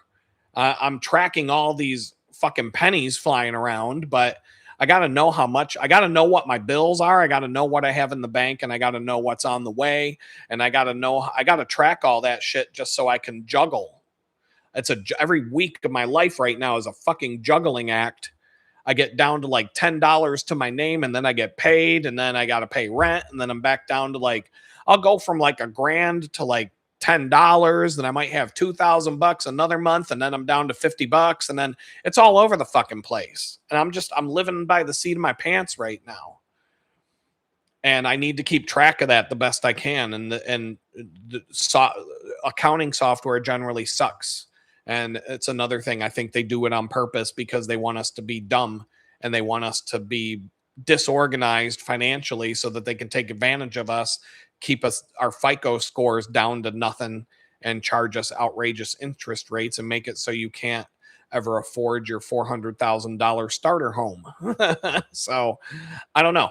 I'm just, Pee-wee's Big Adventure was a hilarious movie. Yes, it was.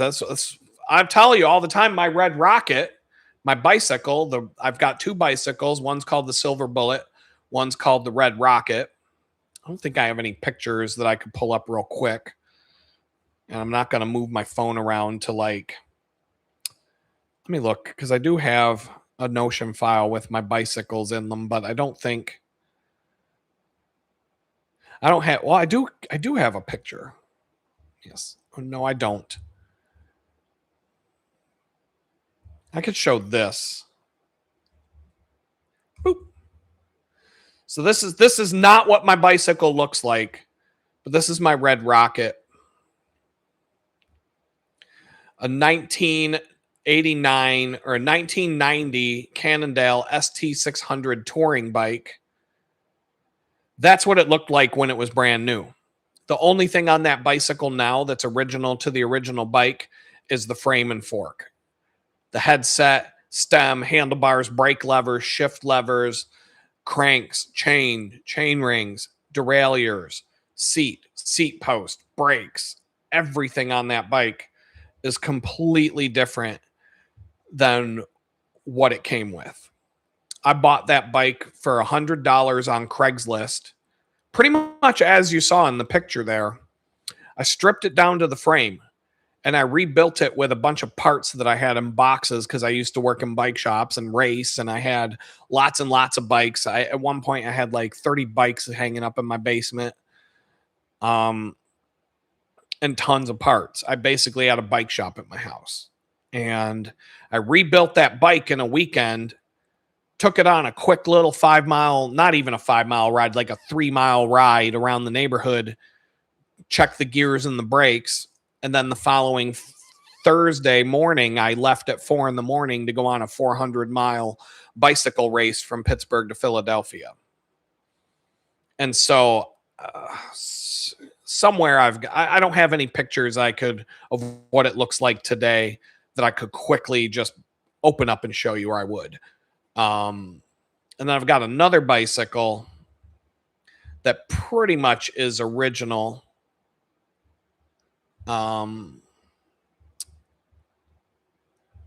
Where's that damn file? I just had it open. Give me a second. Oh, here it is.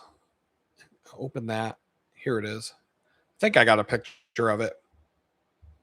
Now this is my other bike. Let me go copy image address. Come over here, pop that in, see if it pops up. All right. Yeah, I can share that. That's my other bike. It's a Specialized Sequoia. It's like a city bike. It's a road racing bike. It's got really thin. It's got like 700 by 20C wheels, clincher tires, carbon fiber fork, aluminum frame. I took the suspension seat post off, and I have better shift levers and brake levers than this have, where the cables are tucked into the handlebar tape. But everything else on that bike is pretty much original to what it came with. That's the bike I didn't change. I bought that on Facebook Marketplace while I was living here in Houston. Got it for like $300. That would have been like a $1,200 bike. So the $100 bike that I got, the $100 bike that I bought on Craigslist, let me see. I'll pull that up again because I can get the image URL. Give me 1 second.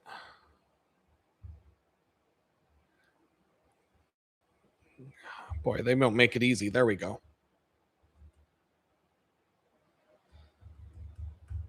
So that bike, I got it for $100 on Craigslist, and I stripped it down. I rebuilt it. It's completely customized. Every single nut and bolt. Like I'm down to the quick release skewers, to the freaking bottle cage brackets.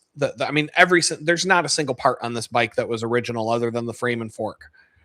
But I got it for $100 on Craigslist, and the guy gave me a bunch of stuff to go with it. He gave me a stationary trainer that you clip your back, one of those bike trainers that you clip your back wheel into, and you turn your bike into a stationary bike at home. You may have seen those, or be familiar with those. Those are pretty cool. He gave me one of those. He gave me a couple of racks. This bike has rack mount points front and back. It's a touring bike, so it's meant for long distance cycling. That's why the seat post angle is swept way back, and there's a lot of space between the rear wheel and the cranks, because when you have saddlebags mounted on the back, you don't want your ankles smacking up against them every time you ride. So on this bike, it has all the same mount point. It has it doesn't have the front rack points but it has rear rack points. But the geometry of this bike, you wouldn't want to put any real heavy saddlebags on this bike because your ankles will be hitting them as you ride. The clearances are a lot tighter on the back triangle there than they are on this bike. And so, But I sold a bunch of the stuff that the guy gave me along with this bike for like $200. So I ended up getting the bike for free. I got paid $100 to take this bike from somebody when it was all said and done. If you want to do, aside from the parts I put into it and all, but I didn't. The weekend that I built the bike, I had to go to the bike shop and get a few little odds and ends. Like I had to get an adapter for the shifters I wanted to use. I needed a cable stop that screws onto the frame there. I needed a couple of other little parts that I didn't have, but I knew what the parts were. I waited until I had the bike as much together as I could. Then I took a little trip to the bike shops until I got all the miscellaneous parts I needed, came home, finished the bike. Pretty much I started working on it Saturday morning, bought the bike on a Friday, stripped it down Saturday morning, had it ready to go Sunday afternoon, went on a 400-mile race Thursday morning. and ever since that is the bike that I take when I go on long distance rides. That's like that's the main bike. That's the bike I ride almost all the time. This is a way better bike. This bike's fucking awesome. I got this thing would have been like $1,200 when it was new. It's a bit old. I think it's a 2003 Specialized. It's old enough that when I reached out to Specialized with the serial number asking if they could tell me anything about the bike that I didn't already know, they told me that it was too old to be in their database, but they did get back to me. But as a 2003 Sequoia Expert, that's the model. And that thing would have been about $1,200, maybe $1,500 new. I got it for $300. The guy who I bought it from never rode it. That bike is still, it feels like it's brand new straight from the bike shop.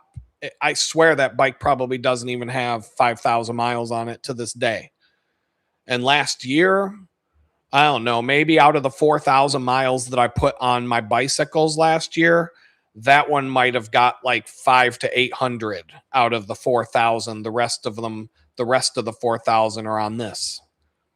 Because this is my dog. This is my favorite bike. This is my Pee Wee. What I was getting at, this is my Pee Wee Herman bicycle right here. And let me see. I'm not even. Oh, I am sharing my screen. I just need to make sure. Sometimes I talk about things that are on my screen and then I realize I wasn't sharing it. But that is my Pee Wee Herman bicycle right there. If somebody stole my Red Rocket, I would go across the country and go on a fucking hunt to track down whoever took my fucking bike. And it's red, just like Pee Wee Herman's bike. That is basically how I love that Red Rocket bike the same as Pee Wee Herman loved his bike. I'm telling you, I've almost got the same bike lock that Pee Wee Herman had, the 150-foot long chain that he pulled out of the back of his bike when he locked it up. I treasure that bike. It's like, I will never get rid of it. I don't care if I'm down to my last penny and that's all I got, and it's between selling my Red Rocket to eat, or I'll just be like, fuck it. I'm going to starve because I'm not getting rid of my bike. The silver bike is way better. I'll sell that bike. I wouldn't give a shit. I'm not attached to the Specialized bike. This Red Rocket, this bike, I've been on so many adventures with that red bicycle that crazy. I've had so many. I can't explain it. It's an inanimate object. It's not even, it's not a person or anything, but it has the same kind of, it feels like it's part of my family because I've had it for so long. I want to say it was 2007. Let me look. I actually have it in here when I actually built that bike, Red Rocket. Here we go. On my way home from federal prison, I went right past the Cannondale station house on the rail line that the building that the Cannondale logo, the original Cannondale logo, is a picture of the train station in outside in Cannondale in Connecticut, the Cannondale train station. And I went right past it on when I was released from prison, and I'm like, wait a minute, that building looks real familiar. And I saw the Cannondale sign next to it, and it's in the same font as the Cannondale logo on the bike. And I'm like, and then I realized later that it's that I just went past like the building, where not the building where the bicycle was made, but where the company was started is like right across the street from there. And that's where they were located when that bike was made, because they were still made in so the race, the 400-mile race, was May 22nd, 2007. No, that's not right.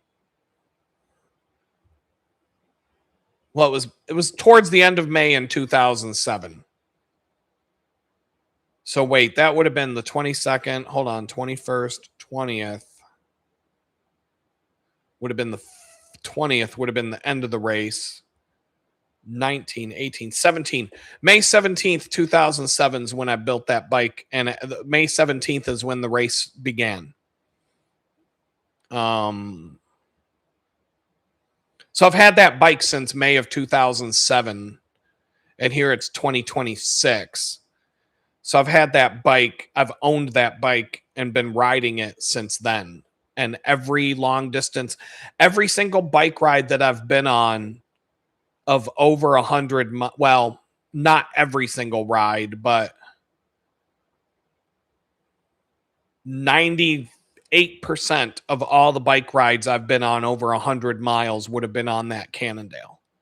So all the adventures, all the best adventures except for one that I can think of, every long distance bicycle ride I've ever done that's full of adventure and stories to tell were all on that Cannondale, because it's the perfect bike for that kind of a ride. Being a touring bicycle, it has water bottle mounts on the seat tube, the down tube, and underneath the down tube, there's two more. So I can have 3 water bottles on there. It has points to mount a rack on the back. So I can have a rack that comes out over the back wheel with panniers, a trunk bag. It's got mounting points on the front fork. So I can put a rack that goes above the front wheel and hang saddlebags, hang panniers there, plus a bag there. Plus, I can put a bag. I don't really have any room to put a bag on the handlebars because of the way my handlebars are set up. But I can put a bag that sits in the triangle here. There's different bags that I have that I can squeeze into the triangle there. I can put a case, like one of those pouches, under the back seat, under the rear of the seat. There's so many places you can carry on that bike. You could easily put 100 pounds of shit on that bike, and it's just, can you ride it with 100 pounds of stuff strapped to it? Can you ride a 150-pound bike fast? No. The gearing's not set up for that either. This had a triple crank set when I bought it. I switched it to a double. I just have I have a pretty wide gear ratio on the front, but this triple crank set was too much. I could never make it work with the shifters that I had, and I switched it to a double. I never had problems again. The derailleur, I have a long cage derailleur. It's just not the one it came with. It has a wide range of gear ratios it'll support, but I'm pretty much maxed out. When I'm in my biggest gear combo, the derailleur is completely maxed out. And when I'm in my smallest cog combination, the derailleur is relaxed as far as it can go without collapse. I mean, it's basically, I can't get a lower or a higher gear without really like having problems. So I make it work. I really haven't found a hill climb that I can't. Once I'm in shape, there's no hills that I can't do in the gear ratios that I have. This thing, the granny gear on this thing, when it was original, that small chainring up front with the smallest cog in the back was ridiculously low. But that's what you wanted on a touring bike when you're carrying a lot of heavy weight. You're trying to carry 100 pounds up a mountain. You're going to need that tiny, tiny gear. But if you're in that gear, you'll be able to walk just as fast as you're riding. Like riding your bike and walking are the same speed at that point when you're in that gear. So it's like if I'm at that point where I would have to be in a gear like that, like you see in the picture there, I'm getting off the bike and I'm just going to walk, because it's basically the same. That's what you need to do at that point. Take a break from the getting your taint beat up and just walk it off, because you're not going to go any faster on the bike in that gear ratio. In fact, there's times where I've been going. There was one time I was going uphill in a mountain bike. Me and a friend were riding up this real steep hill. My friend was walking next to me, and we were going the same speed. I was just too lazy to get off the bike, and I'm on a mountain bike. It's got the tiny little gear. So I was just pedaling up the hill in my smallest gear while he walked next to me, because he didn't feel like sitting on the saddle anymore, but we were going the same speed. But anyway, you're talking about the vaccine a little bit. I see that. I was talking about this with a friend a couple days ago, a friend of mine, and he was even saying, he was like, if it wasn't for that vaccine and the fact that he's dealing with a lawsuit and for one of his businesses, and he's having a hard time finding a lawyer. And we were talking about that. And I talked about how when I got fired for not taking the vaccine, I talked to like 30 different lawyers and nobody would take my case. And then after I got out of prison, I found out about a nurse who got like $200,000 in a settlement for being wrongfully terminated for not taking the vaccine from her job. And I reached out to that law. I found out who the law firm was, and I reached out to them trying to get them to look at my case. They told me to pound sand. Nobody would take my fucking case. And so, I mean, even to this day, I would love to sue them and get 100 large in my bank account to make up for some of the bullshit I've been through. But I was telling my client he was having a hard time finding a lawyer to take his lawsuit case. And I was telling him about how hard it was for me. And I still can't find anybody. And the point of it was, he was like, yeah, he's like, if you hadn't gotten fired for not taking the vaccine, you would have never went to prison, because you wouldn't, because that was what I was so angry about when I was ranting and bitching on social media. I had been put through fucking hell. And it wasn't just me. It was a lot of people. And it wasn't just the vaccine. That was like the straw that broke the camel's back for me. But it was all the shit leading up to it. I'd finally had enough. And I'm ready. I was ready for war. I was ready to go. I was ready to go to war. Because I thought that's what we were heading for. You read a history book, you look at how all these fucking, dictatorships start out. That's what's going on here. I mean, I still think it's going on here. We're just in a slow burn right now. Yeah, I know the military, John, you're saying that the Coast Guard's reinstating. The military's reinstating people with back pay who got kicked out of the military for not taking the shot. Getting that back pay is what's up. 2-3 years worth of pay in a lump sum wouldn't be too bad. Especially if you've been surviving all this time and now it's just a big bonus check being handed to you for not taking the shot. Yeah. And I was so angry about the shot. I found a new job making $30,000 a year more than the job I lost. It took me 4 months to do it. And I almost lost everything financially. I was at the end of my rope because they wouldn't give me unemployment. And so I had no income at all for 4 months. And I was pissed off.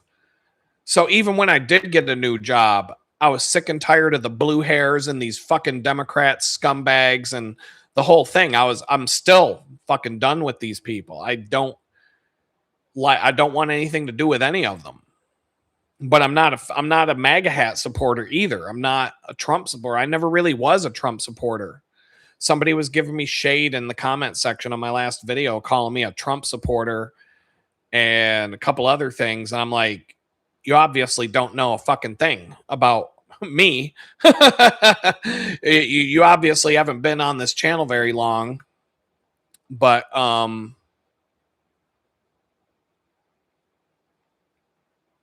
yeah, they're getting their back pay. Like you just said, they're getting it. I don't know. I mean, I don't know all the details. It has nothing to do with me, but I got mine. I got a little lump sum. I supposedly, while I was in jail, I missed a hearing for my unemployment claim appeal, and they gave it to me. I didn't show up for the hearing, and I still got they still overturned the unemployment decision, and they gave me a lump sum payment, and it was sitting there for 3 fucking years in an account I had no idea existed, until I got a letter in the mail one day saying, you've got all this money in this bank account. You need to claim it by such and such date, or we're going to give it back to the state. And this fell out of the sky last August. And I had like 10 days left to claim the funds. The funds that I had no idea I even owned or had. And it was all a lump sum payment from 4 months of unemployment checks, all dropped into an account that had been sitting there for a long time. And so I was able to claim the funds, and I got a check sent in the mail, and I was able to deposit that and wait for the funds to clear and everything. And then I went and bought a car. And so it was kind of like God was like, all right, I'm doing this. Here you go, dog. I got your back. I know you need a car. Here you go. And so like, that was just kind of another situation for me that my faith was helped out quite a bit, because I've been watching God drop miracles into my lap one after the next for quite a while. And if Blue Sky's still in the house, you know what time it is, since we're talking about that. 2:25 February. No, come on. Give me a second. Is this it? Yeah, this will work. I don't have a slide for this one today because I never even looked this up today.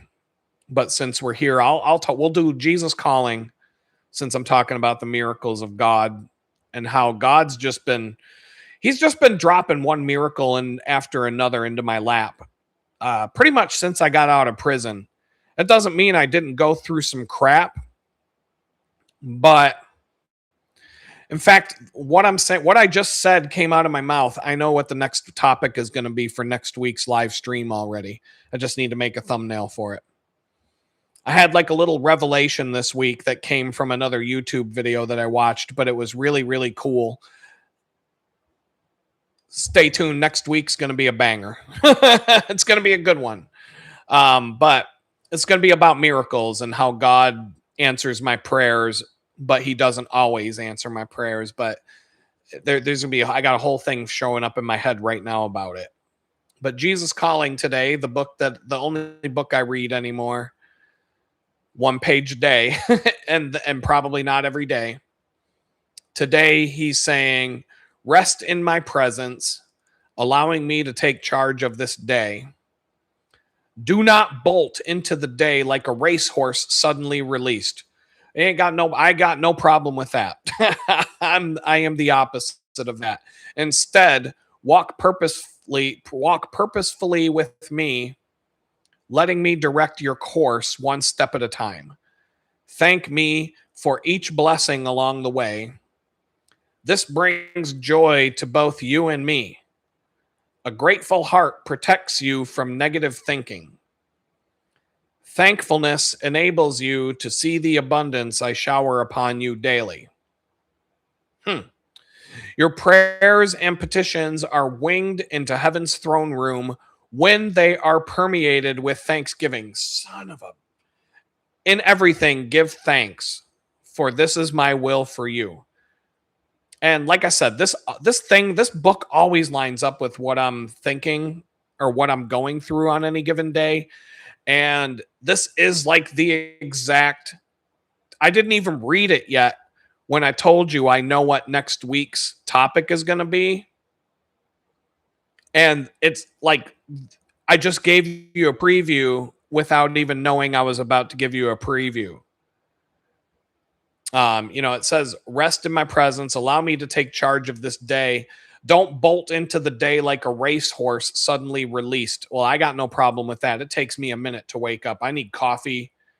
I need my cold brew coffee in the morning. I can't bolt into the day. I'm having a hard time getting up on time. I've got to force myself with 3 alarms to get my ass up and out of bed so that I can work at a reasonable hour in the morning, mostly because of all the workouts and the gym nights and the stuff I'm doing is leaving me tired the next day. And I don't have an actual job to go to more than 1 day a week right now. So it takes a lot of discipline to get your ass out of bed in the morning when you could sleep until noon if you want to. I won't pay the consequence of sleeping until noon for like a week or two after sleeping until noon. So there's a lot of like discipline. I'm have to force myself to do things. Anybody who works from home and works for themselves, you know what I mean. But instead, walk purposefully with me, letting me direct your course one step at a time. I need to ask God to help. There's certain things I pray about all the time. Like every time I go to the bakery, I say a prayer before I go, protect us all. I have a routine with that. I say certain things before I go in there. I pray for people not to get burned. I pray for all of us, not just me. I pray to stay safe on the way to and from. I pray and have gratitude for my car, even though my car is giving me a little bit of problems here and there. But I'm still grateful to have it. Came out of nowhere. It was a miracle from above to get the thing in the first place. And it says right here, thank me for each blessing along the way. That brings joy to both you and me. A grateful heart protects you from negative thinking. That's something I've been doing a lot lately. And it's keeping me from, I really haven't been going very negative in my thoughts. I mean, I talk a lot of shit when I'm on the video. I'm doing the weekly videos and the live streams. But I'm not like living I had some stress today. I had some financial stress hit me hard today, but I was like, I fumed about it for about 5 minutes and I was over it and I don't care anymore because I know God will take care of it. In fact, it'll be taken care of tomorrow morning. It just can't do it today because the money needs to get to the bank account tomorrow. Fine. Thankfulness enables you to see the abundance I shower upon you daily. There are days where I go on my walks around the park, and part of my walk, my 7-mile walk, is I spend an amount of time like deliberately just listing as many things to be thankful for as I can as part of my talking to God. That's one of my going on that 7-mile walk every week. That's kind of like my time to just talk it up with the good Lord. That's what I do when I'm out walking. People think I'm sitting there talking to myself, and I don't care because I never really care what people think about me or if I look like a lunatic talking to myself or whatever. It don't matter. There's a lot more weirdos walking around this world right now than that. At least I'm not walking around with blue hair and a dress after cutting my pee off. We each got our weirdo stuff, and so fine, I look like I'm talking to myself when I'm actually talking to God. Fine. Your prayers and petitions are winged into heaven's throne room when they are permeated with thanksgiving. And that's part of it, and that's what I'm going to talk about next week. It might be the topic of the video from the park that I do on Friday, or it might be the live stream next week, or both. The videos in the park, what I'm doing right now is I'm kind of I don't have anything in mind for that. When I leave the house, I just kind of go on a 7-mile hike, and 5 miles into it, I'll have an idea of what I want to talk about. Then I'll pull out the camera, talk, and we'll be good to go. And speaking of that, I have this thing here. So anybody who thought the audio quality sucked on the last couple of videos from the park because of the wind and the way that the wind affects the audio quality, I was able to pick up the standard YouTube blog mic that everybody uses now, the DJI Mic 2 clip-on wireless Bluetooth transmitter / microphone. This thing does it all. And it's got a clip-on wind. It's called a dead cat wind screen. I don't know why they call it a dead cat, but I guess it does kind of look, it's fuzzy like a dead cat would be if it was laying on top of it. So, but they call this thing a dead cat filter, and it blocks the wind. So this thing will be clipped to my shirt. It's got just as good of audio quality as the mic you're listening to now. These things, that's got like 14 hours of built-in recording. And it does all kinds of crazy stuff. It can connect to my phone via Bluetooth, so I don't have to record a separate audio file and then edit it in Premiere. So I can pair this with my phone, record the next video, and the audio quality should be significantly better. And these were on sale, and I've wanted one for a long time, a really long time. I also need this if I want to start doing like recording my bicycle rides with the camera. Another miracle, the video camera that I won, where I got one of 10 cameras as a prize out of a contest, 270,000 people entered. That was just another one of the miracles of last year. So I want to put all that together into a little kit, an adventure kit, and outfit my bicycle and kind of like take you on some rides. But right now, when I leave to go to the bakery in the morning, it's still dark outside, and most of my ride to there is in the dark, and my ride home, it's just, I'm not quite there yet. When I don't have to charge lights all night and do all the stuff to get ready, and I can focus on like getting camera gear ready and not have to worry about having lights all over my bike, then I'll start doing video recording while I ride. But I have everything now. I have everything I need. Everything. Now that I got the microphone, the microphone's the one missing piece I had. So now I can talk to you guys. I can record the audio. I can record. I got 4 GoPro cameras that are old, but they do HD. GoPro Hero 4, I got 3 of those, and from a long time ago, and I've got an old GoPro Hero 3, and then I've got the camera that I just won, the Insta360 camera, which is 4K 60 frame per second. This thing, can't wait to use it. I've never even taken the protective cover off the lenses or anything yet. But it'll be fun. Like, I'll be able to do some cool stuff with that. And maybe get some cool videos up on the channel of the bike rides I talk about, to the point where you can actually see what's going on. And I can do a cool edited video and talk to you guys while I ride, and you'll actually be able to hear me talk without all the wind noise. So yeah, I'm looking forward to all this cool stuff. But for now, I'm just going to go for a walk on Friday. That'll be the next video. Members only for a couple of days with no ads. So if you're one of the awesome channel members, you can watch that ad free, probably about an hour long, give or take, anywhere from 20 minutes to an hour long, whatever seems right. And then I'll open it up to the rest of the people on Monday or Tuesday, whatever makes sense. And maybe we can get one of those videos went over 800 views in the span of a week. And now they're like 100 views. They probably put the shadow ban back on. But, when I put swear words in the titles, like I have no fucks to give or something, that probably drives people from clicking on it, because, Ned Flanders and the Christian gang probably get offended by that and don't want to click on it. But I'll figure out the magic formula to get one of these to go viral, and we'll see what happens. But from there, I'm going on like 3 hours, 48 minutes. We covered the main topic. We got to hang out. We had a good time. We got 14 thumbs up. If you haven't shot one of those yet, hit that button. Hit that shit. Hook a brother up.